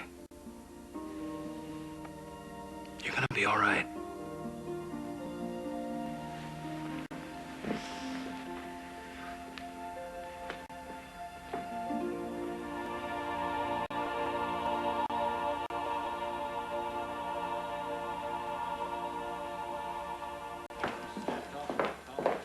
May I help you?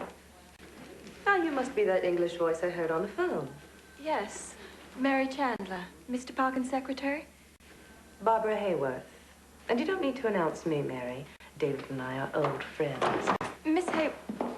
David! Barbara, you look beautiful. Thank you. Didn't your new girl give you my message? She did. I was going to call you as soon as I had a free moment. It's been hectic. But you can certainly put me down for a sizable contribution to the USO. We want more than just your money, David. We've decided to hold the dance right down there in your parking lot. What better connection to the war effort, hmm? I suppose that might work. I knew you'd love the idea. Now, don't worry about the decor. My committee will take care of everything. Have to run. I'm already late for my stint at the canteen. Nice to see you again, Barbara. With a little effort, you could see me more often, you know.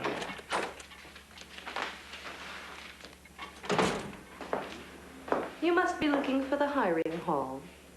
It's downstairs. Actually, Mr. Parkin was expecting Mr. Flynn. You can go in now, sir. Thank you, ma'am.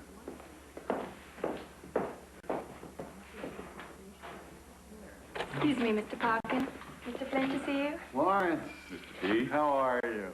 Mary, I want you to meet someone. Miss Chandler and I have already met. I've been watching her out there trying to make some sense out of your mess. Yeah, my mess. Lawrence is godfather of most of my clocks. Oh, you know, I never realized there were so many different types of clocks. Should I hold all your calls? Unless it's FDR. Thank you. All right. What are you going to tempt me with today?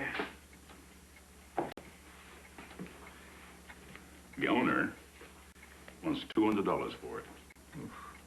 I'd offer him $1. You interested? a beautiful piece. But it's a woman's watch. What would I do with it? It's a rare piece. But you're right. It is a kind of a gift a man would give his sweetheart. If a man had a sweetheart, right? Did you ever think about getting married? Not really. I guess I never found the right one. Take a look at our new grinder design. We've got to cut production time in half without affecting our quality. You could set the axis of the cutter at just a hair more of an angle. Yeah, that improved profile accuracy. Why didn't I see that?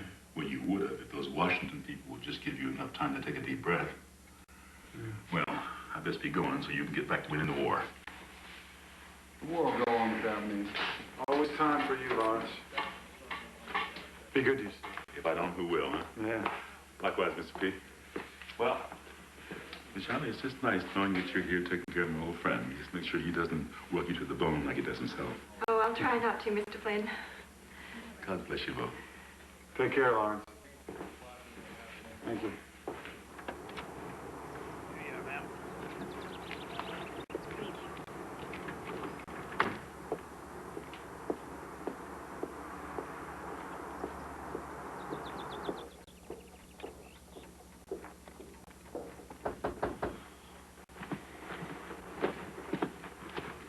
Miss Maud, how nice to see you. Come on in. I was just wondering if that Bavarian clock was ready. Yes, indeed. Sit down, please. Thanks. Although I don't know why I bothered to ask. Doesn't matter, really. It's just good to get out and about while you still can. Lord willing, we both have a lot of good years left. Oh, I'm not sure years are what the Lord has in mind for me, Lawrence. You look wonderful, Miss Maud. Anything wrong? The doctor just told me that I have what my father used to call a bad ticker.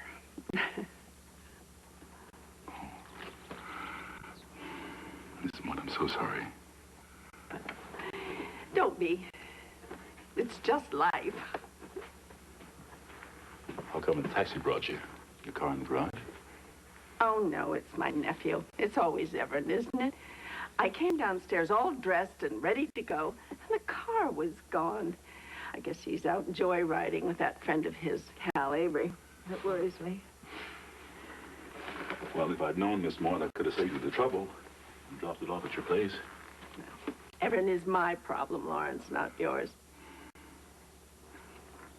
I don't want that taxi running up the meter on you. I think you'll like the chimes now. I know I will. But if there's any problem, I'm sure there won't be. Be good to yourself, Miss Maud. Thank you, Lawrence. Mr. Parkin, if you could just sign this. And if you don't need me for anything else, I'll see you in the morning.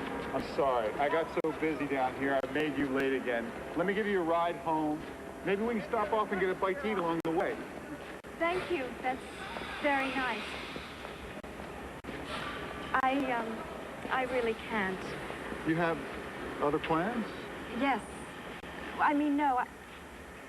Actually, I'm going to church. Church? But it's Wednesday night. Yes, it's a prayer service. But you could join me if you'd like. Tonight, our hearts go out to the families of those young men about to invade Nazi-occupied France. For them, and for all those who face a great trial in their lives, let us say together the powerful words of the 23rd Psalm. The Lord is my shepherd. I shall not want. He maketh me to lie down in green pastures. Sorry if I seemed uncomfortable in there. Never been very religious. You don't have to be very religious to talk to God. That's just it. I don't even know if there is a God. I guess I'm too much of a cynic. You said your father was a failure. Is that what made you cynical? I probably shouldn't have said that. My father was really a wonderful man. Unfortunately, he let my mother destroy him. What do you mean? She walked out on us when I was 4. He never got over it. Did he never remarry? No, it's just the two of us. I guess it turned out all right. But a child really should have two parents. I admire your faith. I wish I had it. There's no real way to explain faith. All I know is that sometimes God is the only friend you have. The whole idea of a deity, I find incomprehensible. But a clock, now that I understand. A clock I can see, I can touch, I can even take it apart, discover its mysteries, then have Lawrence put it back together. This is my place. Oh. I'll see you in the morning. Hey, you don't get away that easy. I mean, at least not until I tell you what a special night this was. Not once, I mean, not one single solitary moment did I think about the plant or a war production board or cost overruns or anything.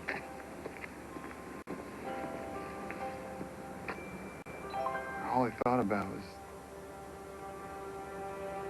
you and God. Thank you.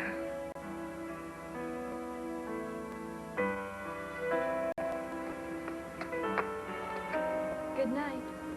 Good night.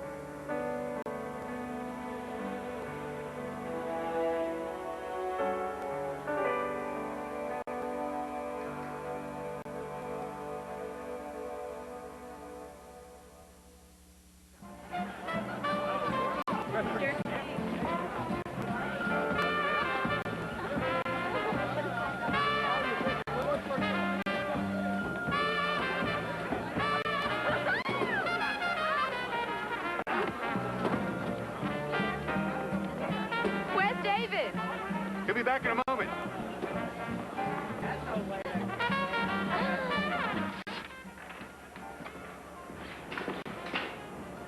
What are you doing, still working? You're supposed to be down at the dance. Oh, I didn't think anyone had missed me. I missed you. You know, you have been as remote as Mount Everest for the last week, but you're not going to get out of at least one dance with me, Mary Chandler. Well, I'll be down a little later. I'll be waiting.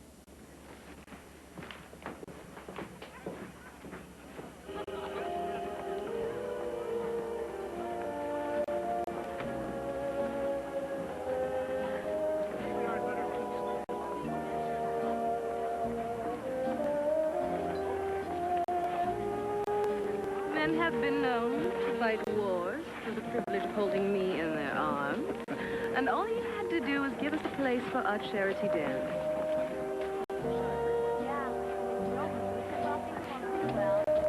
Thank you, Miss Chandler.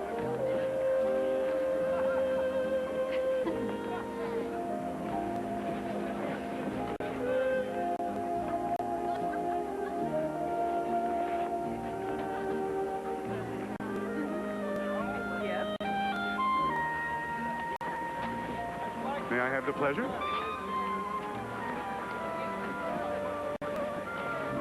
David, I'll save the last dance. Pardon? I don't have any left at all. You work too hard, Mary Chandler. Those WPB reports have to go out in the morning. They're overdue. We're overdue for our first dance. Please do me the honor.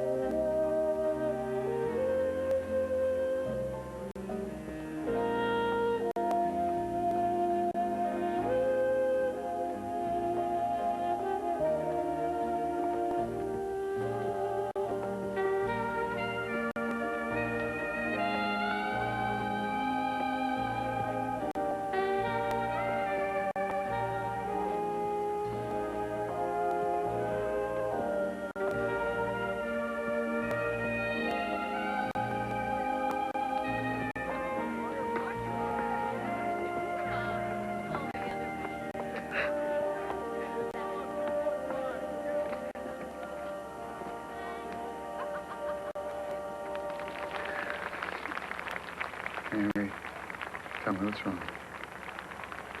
Please. I respect you too much to ever do anything that would hurt you in any way. If that's why you've been so... No, it's not that at all. You don't understand. I do understand. What we felt for each other as we danced was real. I'm in love with you. I'm in love with you.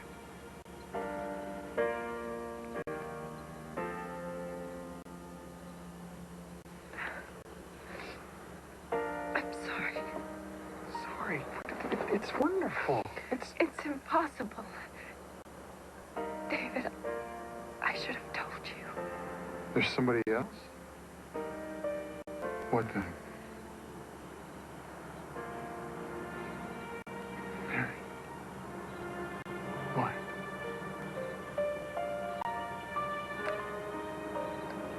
I'm pregnant, David.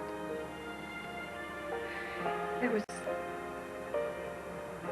someone, a soldier, and I was foolish. Does he know? He was killed 5 weeks ago in Italy. And that's why I came here. To get a new start. I should have told you, but I really needed this job. Oh, David, I'll never forgive myself for deceiving you. You're the last person in the world I'd ever want to hurt. David, there's a phone call. I'll have to call him back. It's urgent. I said I'd call him back. David, it's Washington.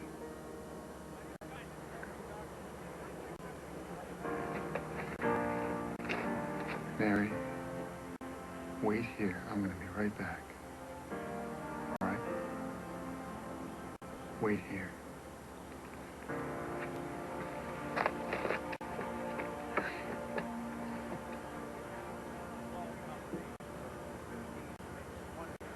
I know that, Bob, but I still can't fly out tomorrow. Look, Bob, why can't we do this over the phone? I know it's important, but I have a priority of my own right here, now. Bob, I gotta go. I'll call you first thing in the morning. I will, I promise. Right, bye. Dave, they're gonna make a decision within 24 hours. Why can't you fly out? George, please. It's Mary Chandler, isn't it? I told you not to get involved. George, why don't you just shut up?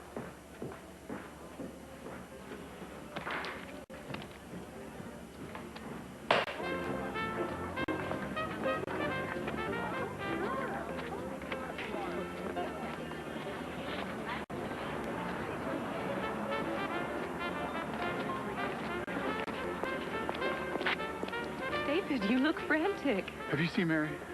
Well, that poor girl ran out of here in tears. Come on, the fireworks are about to start.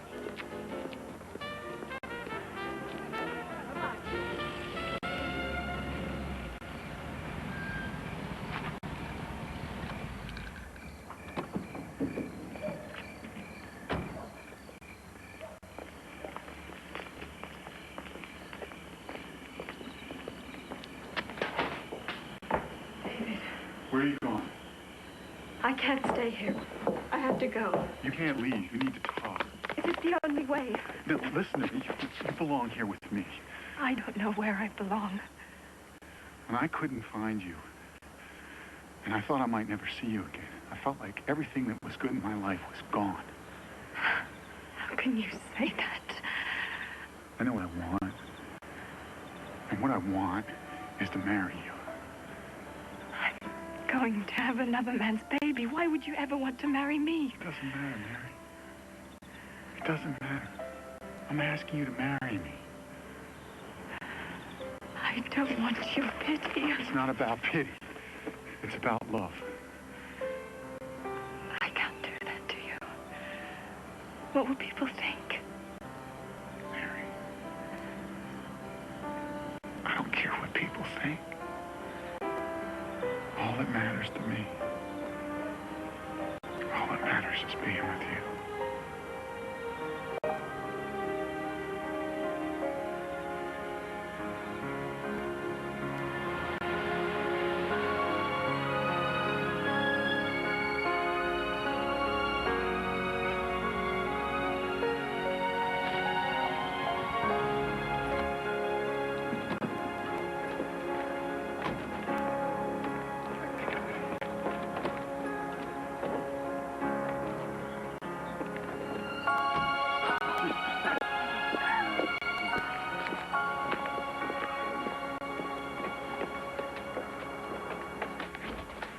Catherine!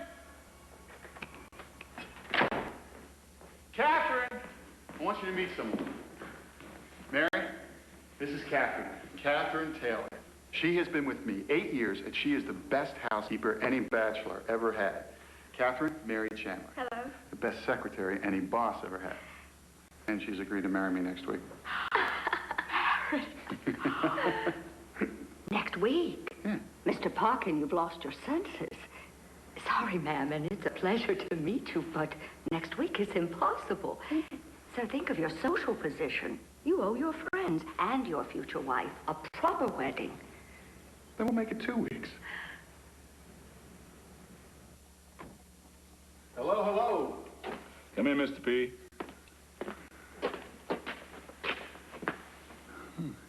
Archie would not believe what I'm here for. That rose gold woman's watch you said you had no need for. You know, I have always suspected you of being a mind reader. And you found the right woman, right, Mr. P? Miss Chandler, isn't it? Well, I can't believe it. I hire a girl to straighten out my files. I find the only woman who can straighten out my life. I knew it when I first saw you two together. I'm very happy for you, Mr. P. Have a seat. Thank you. It's all going to be in a bit of a rush, so you won't get your invitation until just a few days before the wedding. Are you sure you want me there? You know better than to even ask that question. What's this? New acquisition? No clock. That's my angel. Your angel? Yes. I thought I'd roll it out so I could see it.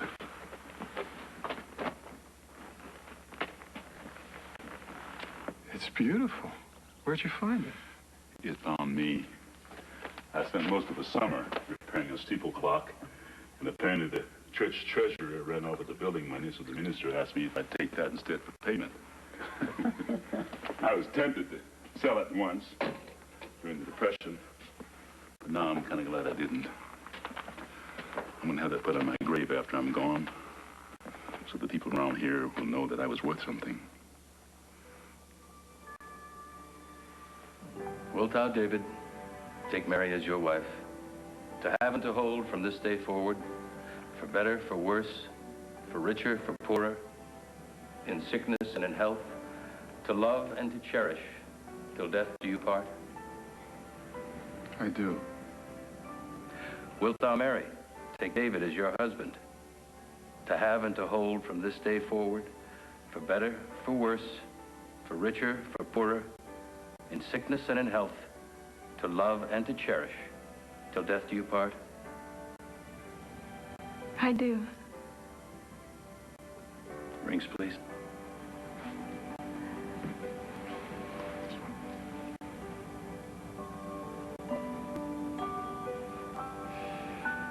With this ring, I thee wed.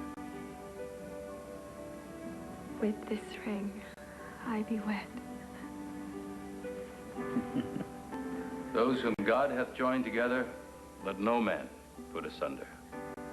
You may kiss the bride.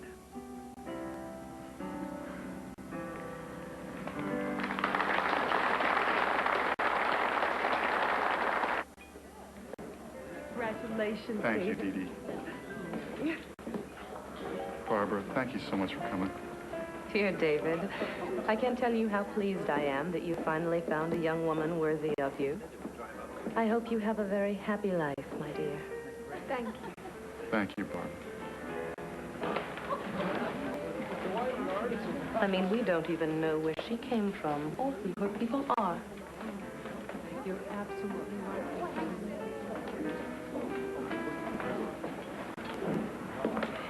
Evan, I asked you not to do that.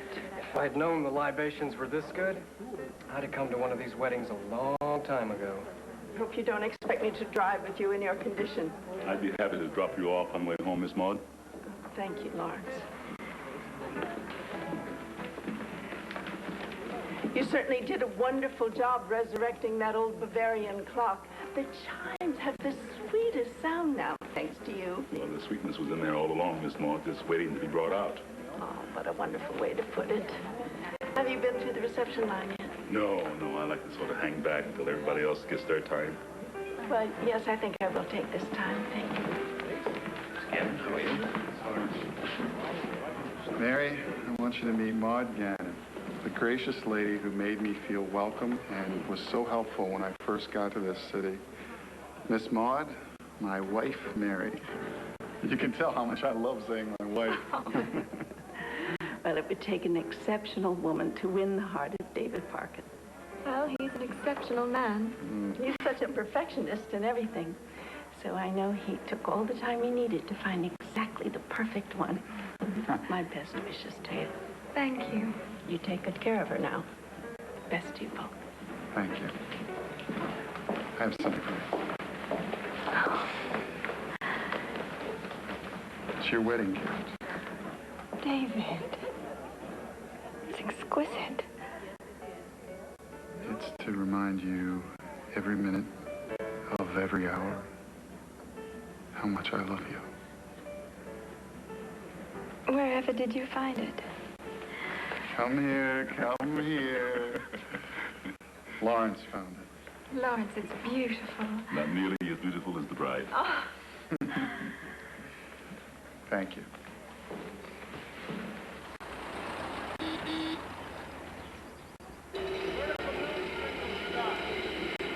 Dave, I can't tell you how happy I am about you and Mary. Okay. But, you know, it's been 6 months, and when are you going to stop acting like a newlywed and get back to business? Frankly, we're cash-starved. We've got all this work going on here, and the money's coming in down the road, but you got to get out there and get us a job that pays right now. George, I told you, I'm not taking any business trips for a while. Mary needs me too much right now, okay? Catherine! Catherine! Dear Lord, what's happened? Call the doctor. Dave, telephone. Thanks, George. Hello? Wait, Catherine, slow down. What is it? Oh, my God.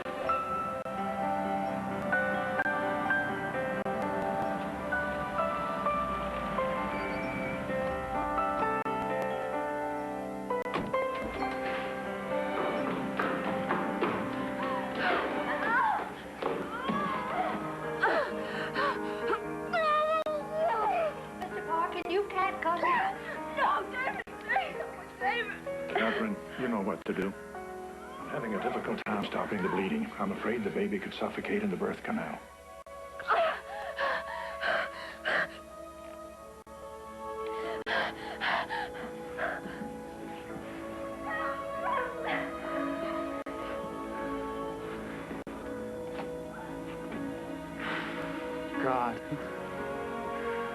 God, if you're there, please. I have the baby turned. Push, Mrs. Parkin. You're doing great! The head's out. One more push. Just one more. That's it.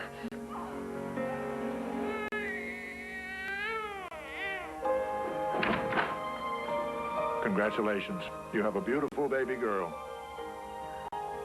Here's Mom and Lord and Dad.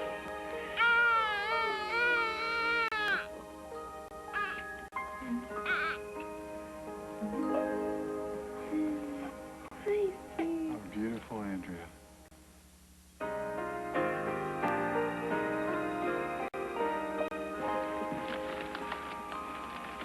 Happy birthday, Miss Andrea.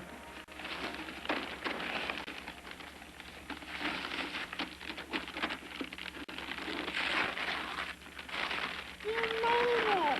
You made my bird feeder. Oh, thank you, Lawrence. Well, there's still some work to be done on it.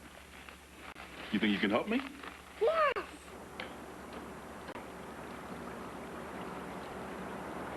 Too bad Mr. Parkin couldn't get back for the party. Well, I'm sure he tried. He must have gotten tied up. Look how much fun she's having. She's never happier than when Lawrence is around.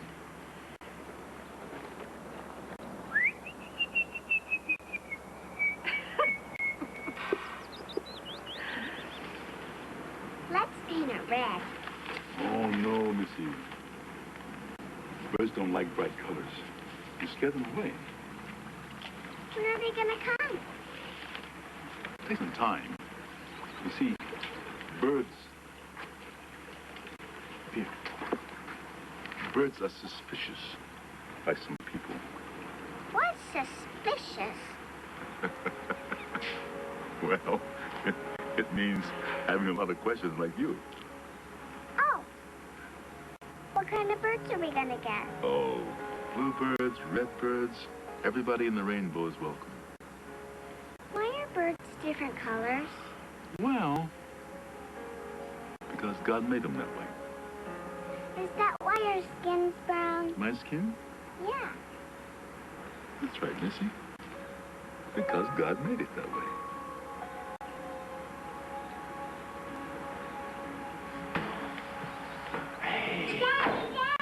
Hi, sweetie. Oh, it's so good to have you home. Oh, it's good to be home. This is for you, Princess. Thank you. You're welcome. Was the trip successful? I'd say hopeful. I miss my girls. I wish I could have gotten home soon. Well, you did your best. And you do have a business to run. What's that? Oh. Mama, it's a doll. Daddy, she's so pretty. Well, now I have 3 pretty girls.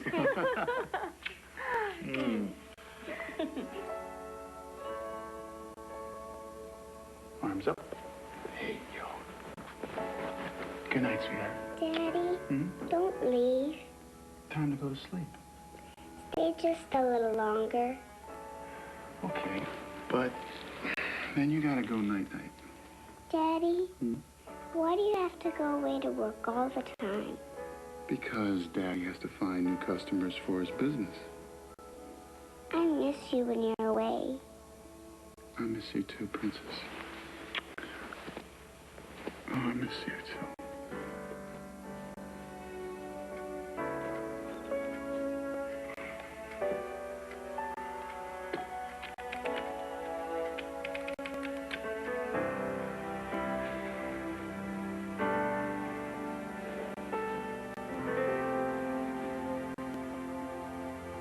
What's the matter? Something's on your mind.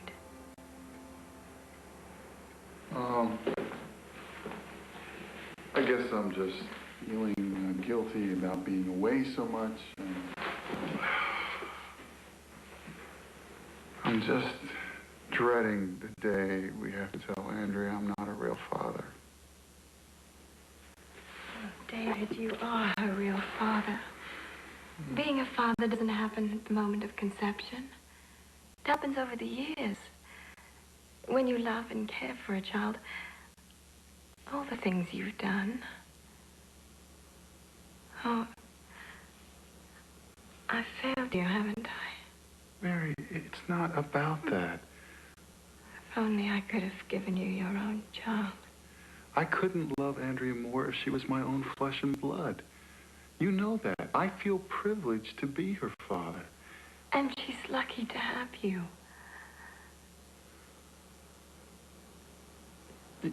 And so am I.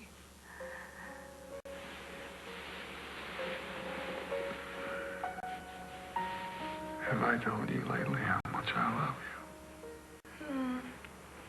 you? Once or twice.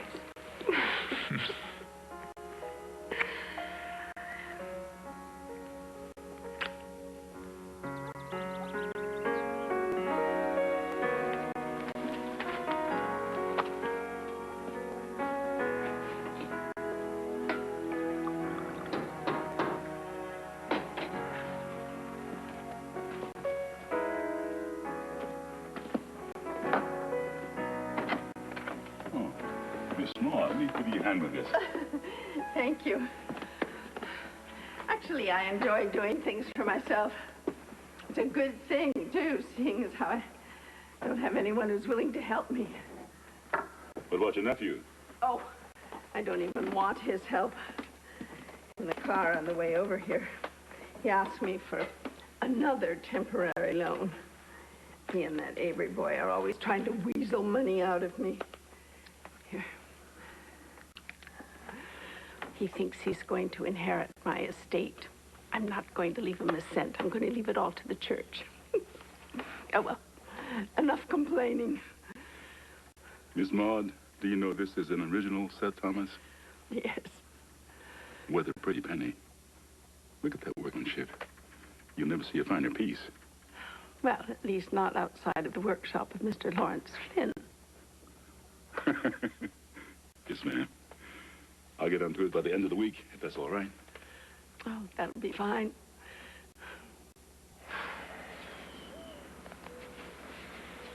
Here she comes.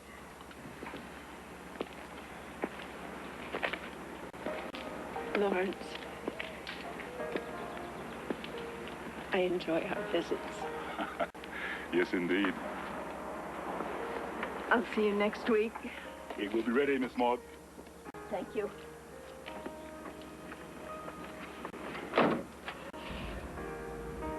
Good day, gentlemen.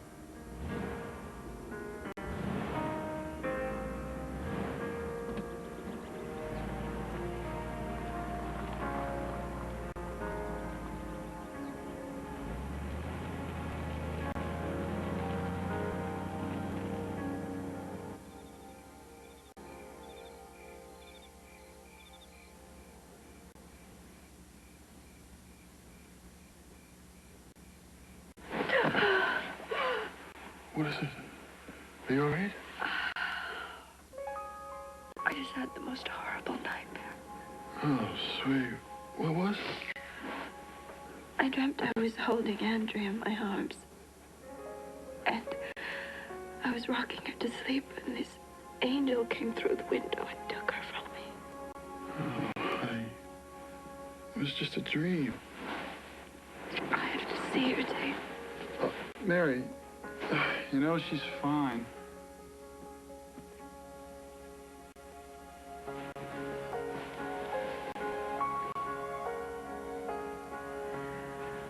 Thank God. She's sleeping like a lamb. It just felt so real. Try to get some sleep. I'm sorry I woke you. No, it's okay. The alarm would have gone off in 10 minutes anyhow. My flight's at 7. Darling. Yeah. Hold me for a moment.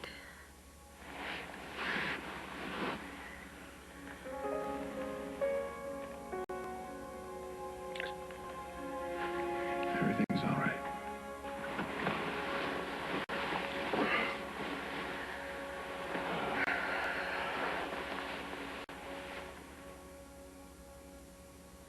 Time to wake up, sweetheart.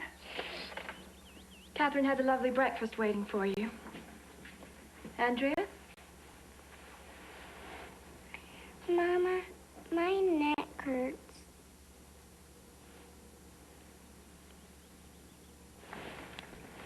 Good girl. Good girl. Mary, I'm afraid it's meningitis. How bad is it? Well, it's too early to tell how serious. What can I do? Just what you're doing. Bed rest. Try to keep the fever down. The first 2 weeks are critical. Could you? Severe cases can lead to death, but we'll keep a close watch on her. Meningitis is highly contagious, so I'm going to have to quarantine the house. What is it? Meningitis. And Mr. Parker has already left for Europe. Catherine, I knew something terrible was going to happen. I had this dream. It can't come true. I won't let it.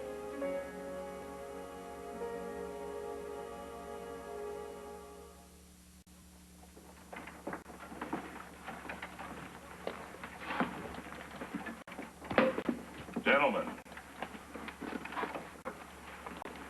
What can I do for you? Gentlemen? Hear that, Ev? He called us gentlemen. I think you got something belonging to my aunt.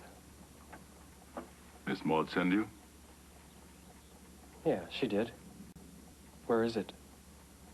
I hope you don't mind if I don't believe you. Miss Maud knows that clock won't be ready till next week. Now, if you fellas are thinking about selling Miss Maud's clock just to get yourself some drinking money, you got another thing coming. I'm thinking this fellow don't know his place is what I'm thinking. I know my place, and this is it. So unless you fellas got some other business to transact, there's the door.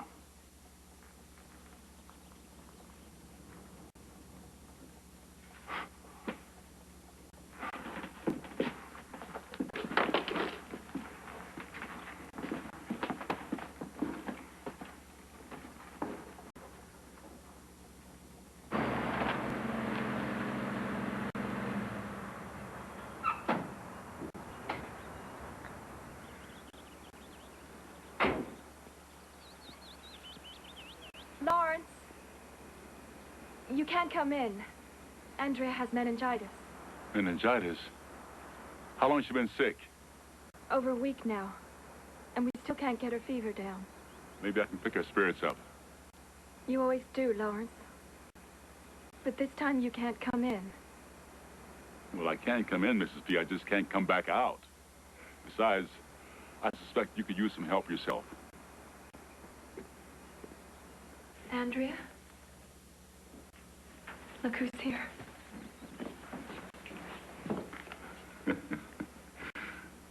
I knew it would brighten my day once I saw you, Missy. Can you tell me a story, Lawrence? Sure.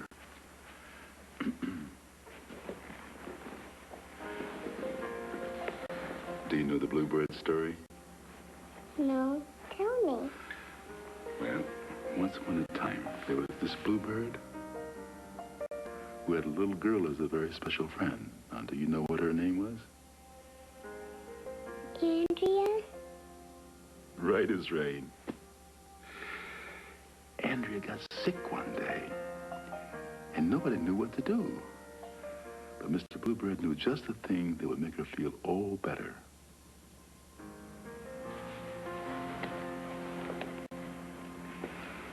I'm sorry, ma'am. I just put her right out to sleep. It's just what she needs now. As much rest as possible. Well, maybe you should get some rest too, Mrs. P. I can sit here with her. No, Lawrence, I can't leave her. I just can't.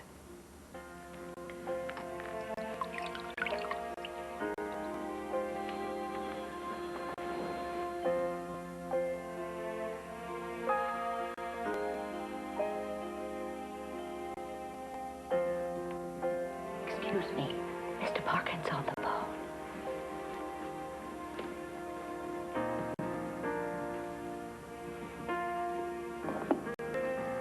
David. Hi, sweetheart.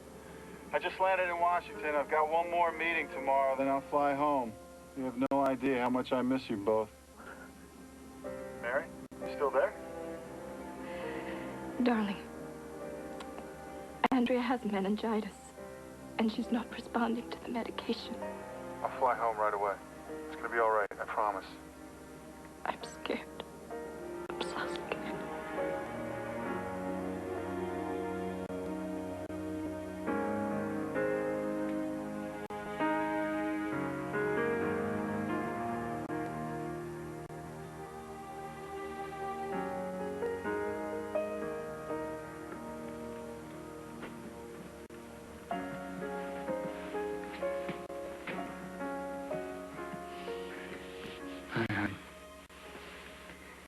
How is she? At least she's resting. Look, I'm sorry I wasn't here to help you through this. Catherine tells me that you hadn't left her side since she got sick. Well, she shouldn't have told you that. She and Lawrence worry too much. I'm fine. You're not fine. You look worn out. Your resistance is low, so you could get sick too. Well, I'm not worried about me. I'm worried about Andrea. Suppose something happened to her. Mary, stop doing this to yourself. It's that dream, isn't it?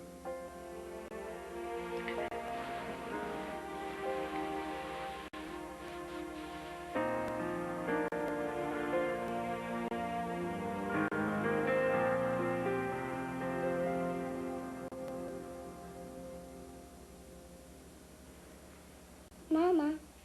Mama.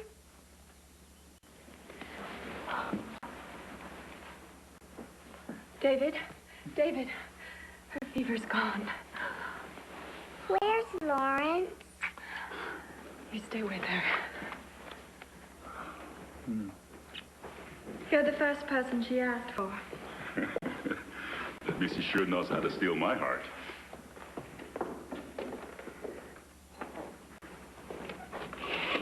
There you go. Dog my cats, look at you. Lawrence, what happened to the little girl? What little girl? The little girl named Andrea who got sick.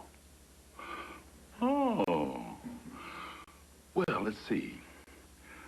The bluebird got all the other birds together and searched all over until they found her daddy and brought him home. Daddy, did you bring me candy? What do you think? Now I know she's better.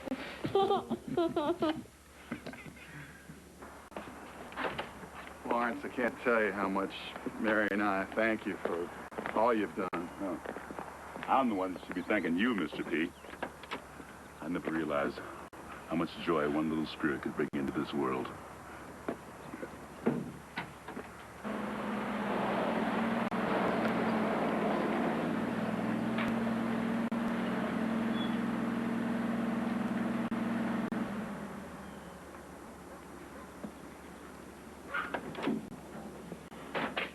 Mr. Flynn? Yes, sir. Mr. Lawrence Flynn?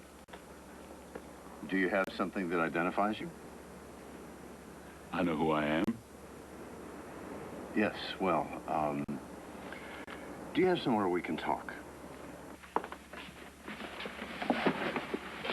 This, clock that needs repairing? No, this belongs to you. My name is Donald Potter. I'm an attorney and executor of the estate of the late Maud Gannon. Miss Maud's dead? You didn't know? I'm sorry. One of the provisions of her will was that this be left to you. Did you know Miss Maud? Not really. Only as her attorney, that is. Not really. Dear Miss Maud, I guess she went about the time the good Lord spared Miss Andrea. If you'll sign here, acknowledging receipt, our business will be concluded. That surely does conclude our business. Good day, Mr. Potter. Good day, sir.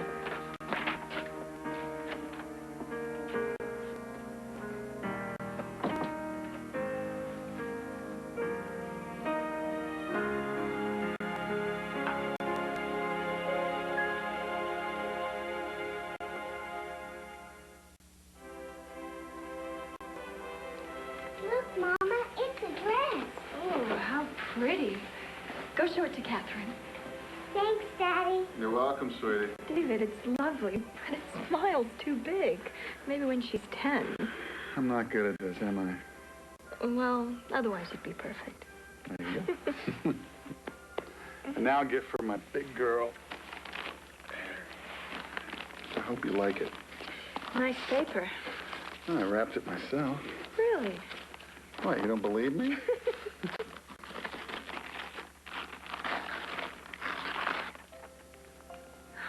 David, it's beautiful. I found it in an antique shop in London. Look inside. A Bible. Turn to the page with a bookmarker. The Lord is my shepherd, I shall not want.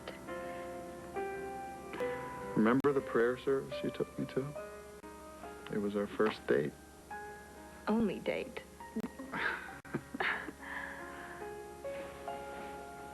Oh, this is the most wonderful Christmas I've ever had. Are you going to kiss Mommy? I sure am.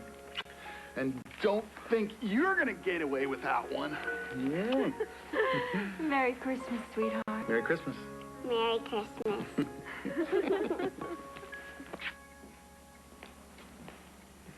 You got a moment?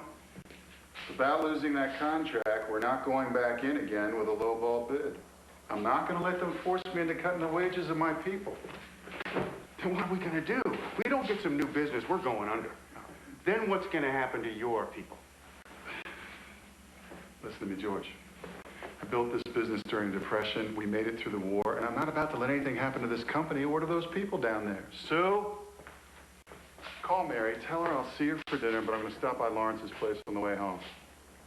Hey, George, get that worried look off your face.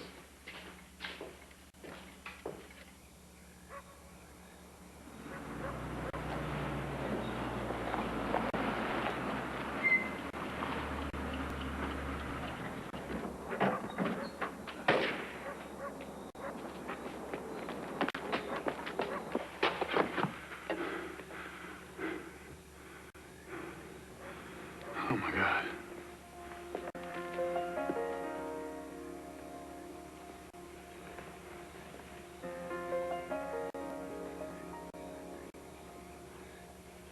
Lawrence.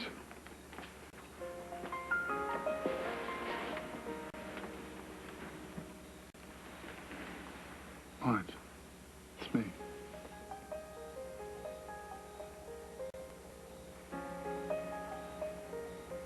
What happened?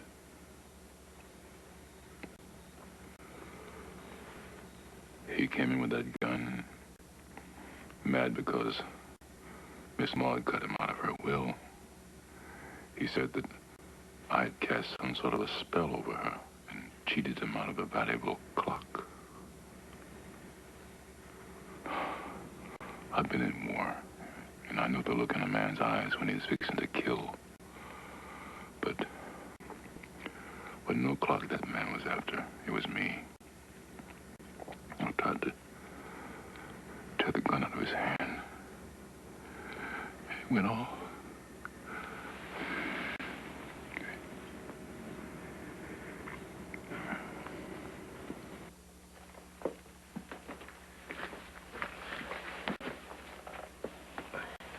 What the hell happened here?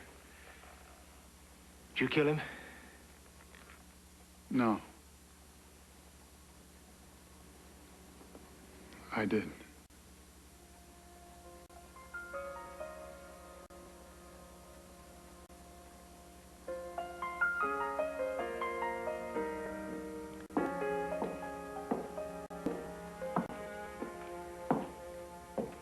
I thought you might like some tea.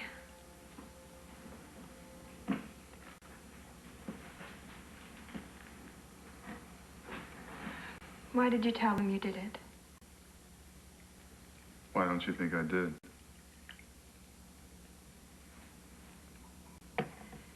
Because you're my husband, and I know you. You're not capable of killing anyone.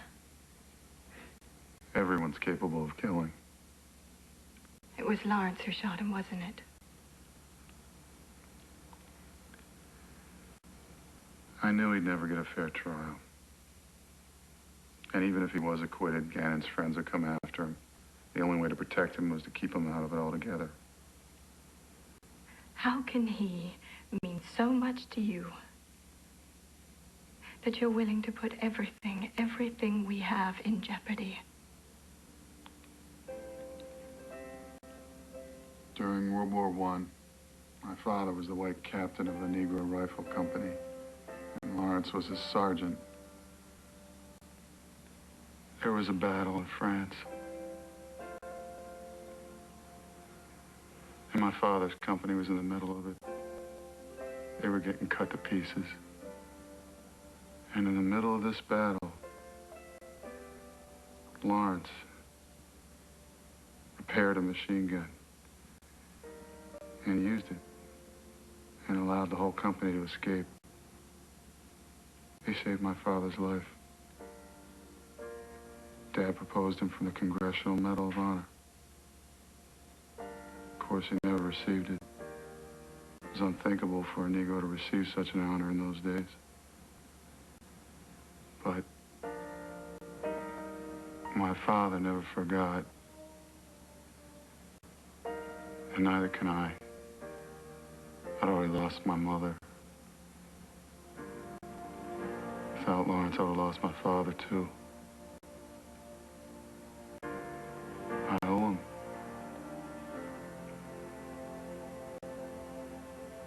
I owe this man.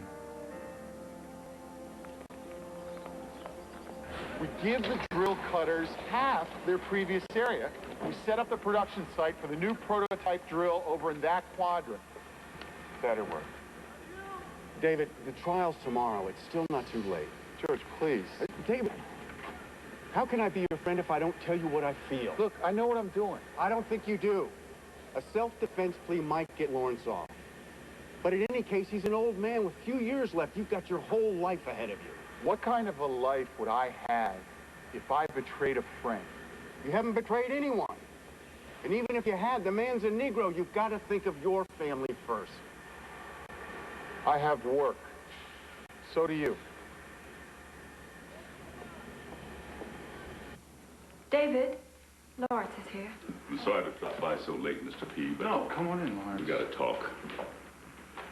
Here, have a seat. No, sir. Thank you. I can't let you do this. Lawrence, you're not going to talk me out of this. Mr. P, now don't get me wrong. I appreciate what you're trying to do for me. But a man's conscience is a powerful thing. The fact is, I can't live with this. The fact is, if you put your fate in the hands of the law around here, you might not live at all. But what if something goes wrong and they put you away? What about Mrs. P and Missy? What happens to them? Nothing's going to happen. Mr. P. Nothing's going to go wrong, Lawrence. Mr. P, I've never known any good to come of telling a lie. You can't think of this as a lie. I'm doing this to protect you. I don't need protection. I didn't do anything wrong. I've always put my trust in the man upstairs. All I have to do is tell the truth. Lawrence, you know and I know that sometimes the truth isn't enough.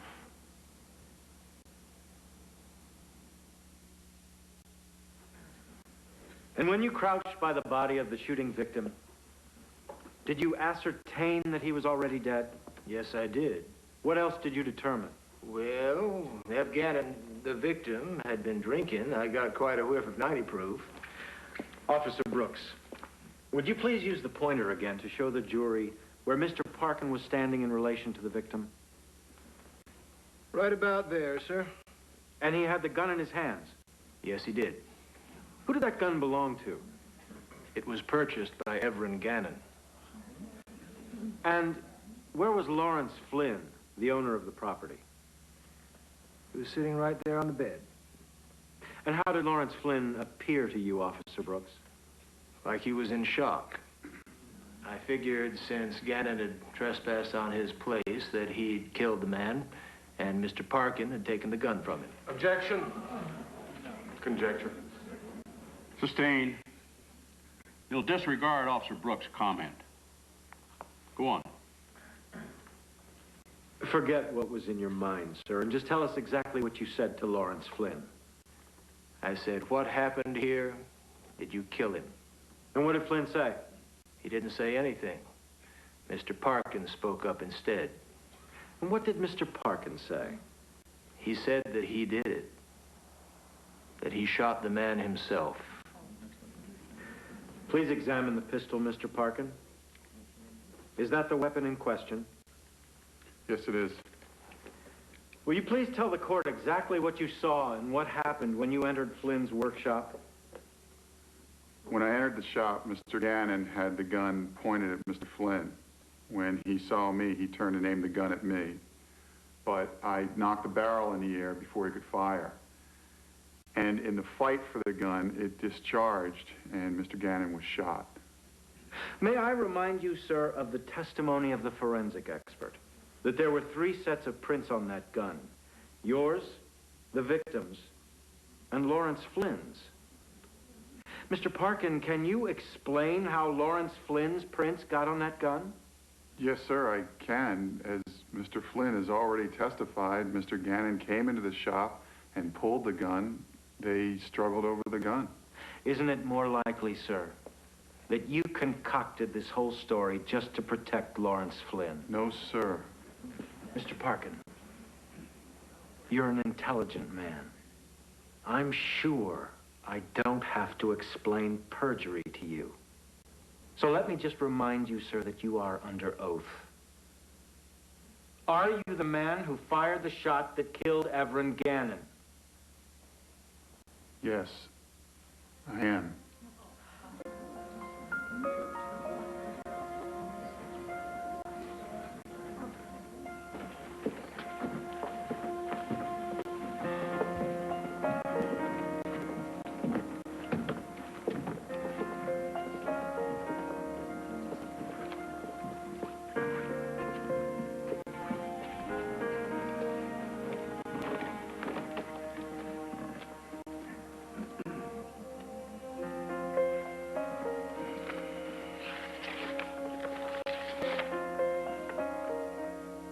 Will the defendant please rise?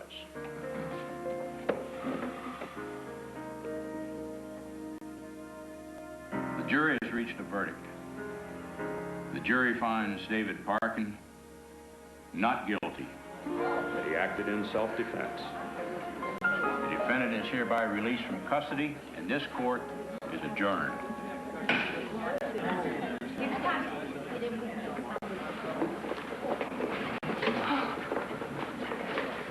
Thank God it's over. Your lies ain't fooling nobody, Parkin. You and your black friend think you can get by with this. Somebody's gonna have to teach you a lesson. What is he talking about? Hey, don't worry about him. Look, I've got to get to the plant. You take the car. George will give me a ride home. Okay?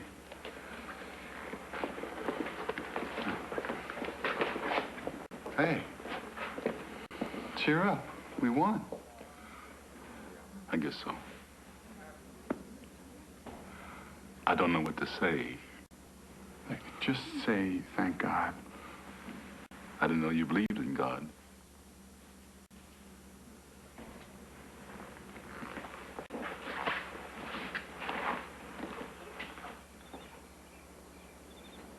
Mama, can we have a picnic tomorrow? That's a good idea. We'll do that.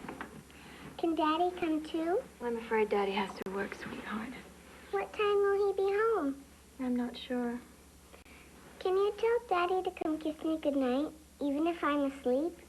How about I give you a kiss goodnight before you go to sleep? Daddy! Hey, come here. Scoot back down here. I'm going to tell you something. I'm going to make you a promise.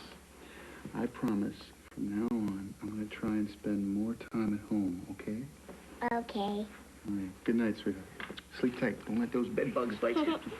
Good night, Daddy. All right. Good night, Mama. Good night, sweetheart.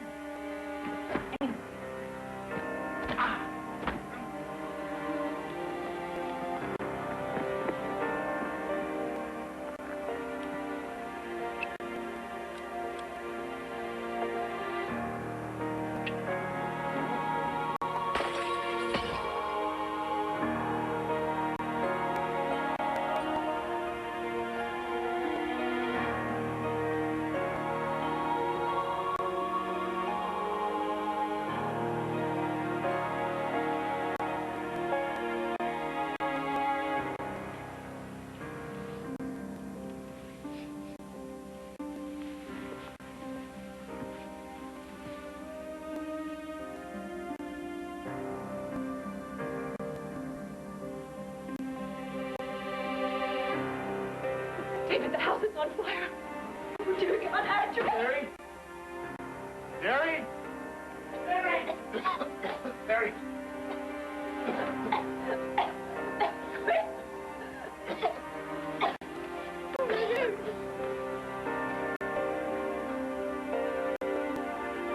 Andrea. Andrea. Come on, baby. Get up now. Come on. Quick, Andrew. Come on, baby. Quick.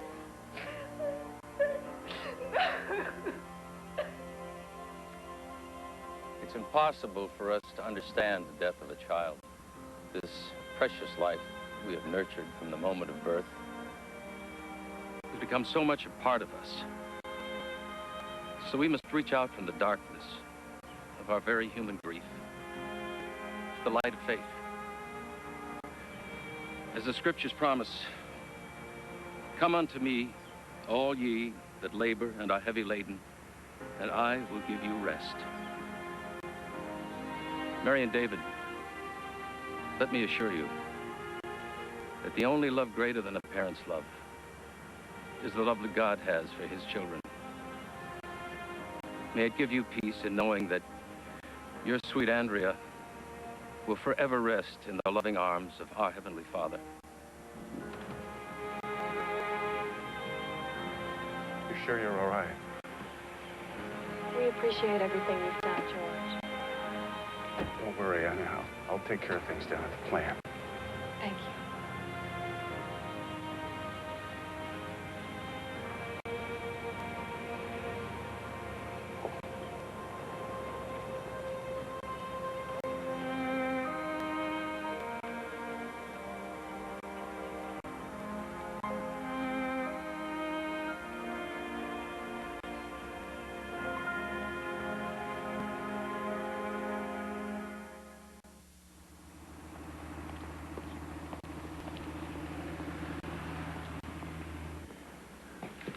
I don't understand it, Mr. P.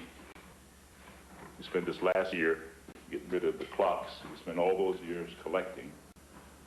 Are you sure you want to get rid of this last one? It's a beautiful piece. It's not quite the last one. Mary won't let go of the rose gold watch. Can you blame her? You gave her that watch on your wedding day. I guess I'm not much on sentiment these days, Lawrence.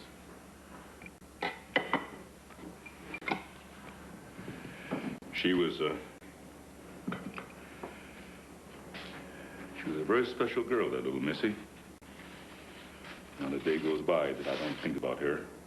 I used to look forward to every day I could spend with her.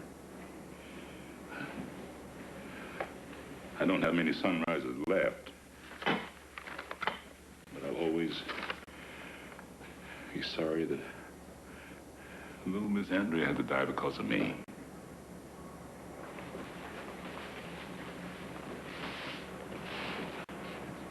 Lawrence. Andrea didn't die because of you. If Cal Avery hadn't hated me so much, this would not have happened. Nobody brought more joy into Andrea's life than you did. And if anybody is responsible for her death, it's me.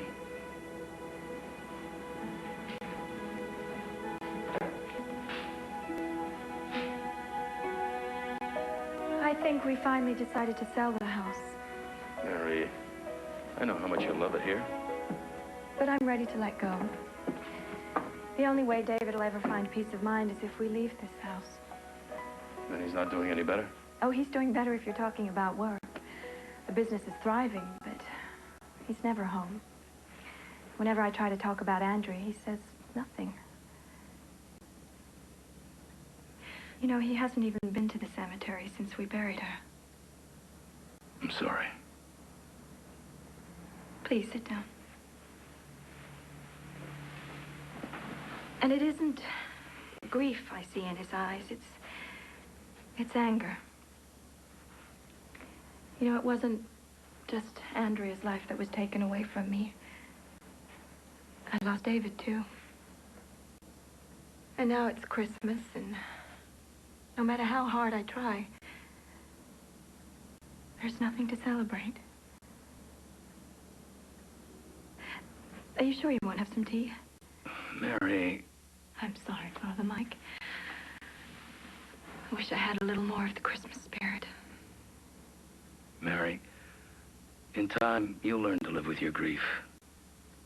But not before you learn to forgive. God's love is based on forgiveness.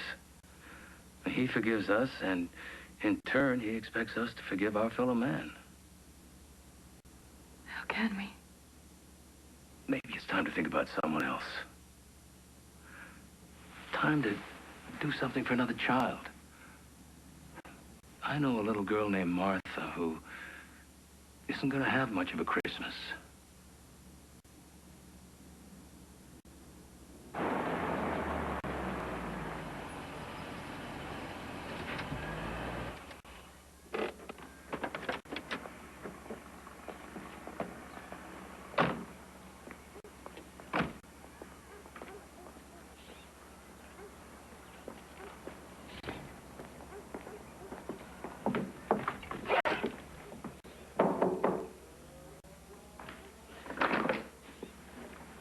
Father Mike. How you doing, Ruth? This is Mary, a friend of mine. Could we come in?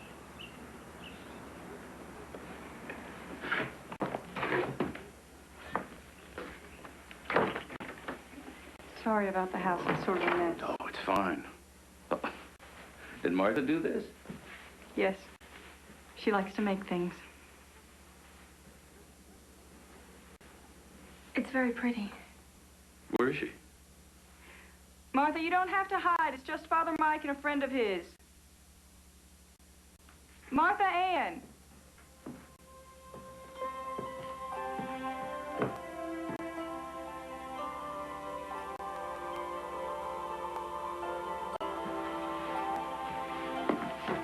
I like your Christmas tree. This is my friend Mary. Hello, Martha. She brought you something.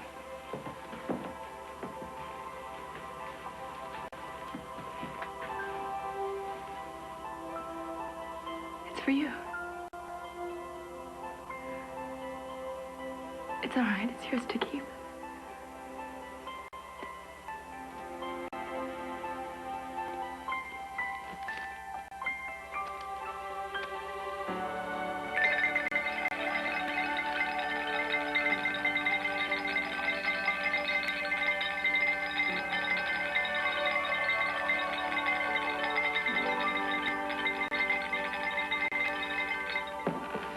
David, I didn't expect you home so early. Hello, David. Father? I've had the most marvelous afternoon. Father Mike took me to meet the dearest little girl. If only you could have seen her. I gave her a little Christmas gift and her face just lit up. I wish you'd been there. For the first time since Andrea died, I found myself smiling. And her poor mother has 2 other children and no money to give them a Christmas. Who is this family? Well, the mother's really trying hard, but things have been very difficult for them ever since her husband went to prison. Martha's last name is Avery. She's Cal Avery's daughter. I wasn't trying to deceive you, Mary. I just wanted you to feel the spirit of Christmas again. I hope you and David can find it in your hearts to forgive.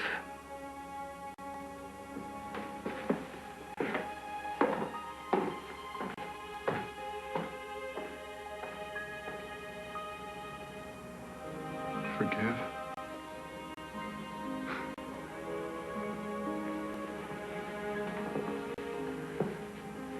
I've spent my whole life trying to forgive. First, my mother for leaving us. And now Cal Avery. And as hard as that's been, it can never be as hard as forgiving myself.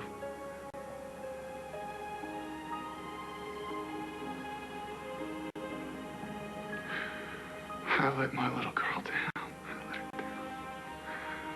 I was supposed to take care of her. Protect her.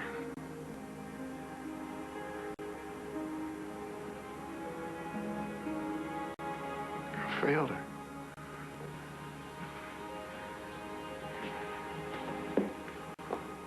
David.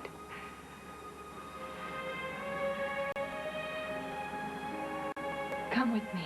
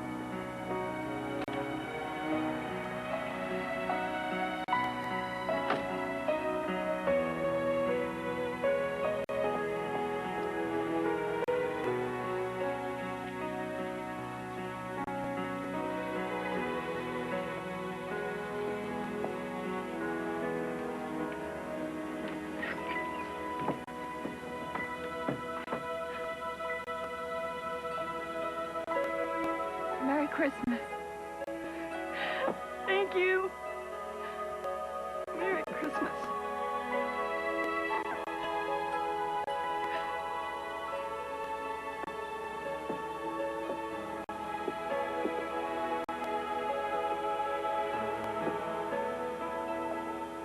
Merry Christmas.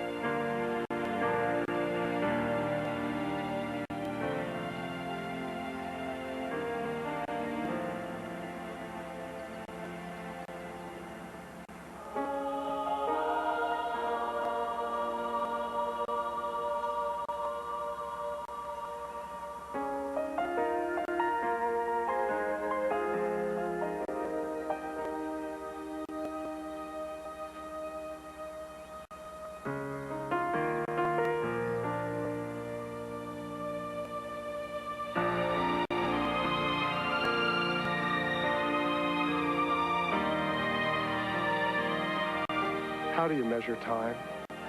Is it in hours and years? Or is it more likely in love and relationships? For Mary and David, the lesson was clear. Time is precious. It is also elusive and finite. But the things that give us hope, love and family, faith and forgiveness, somehow transcend even the boundaries of time.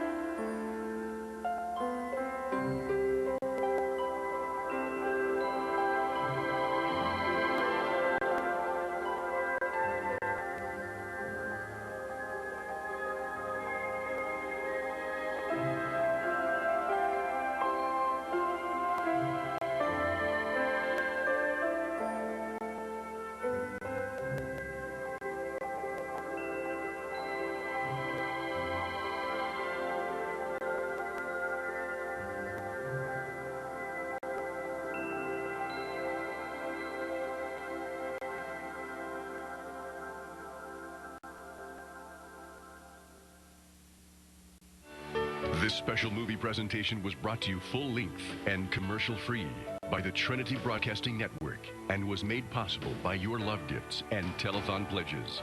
To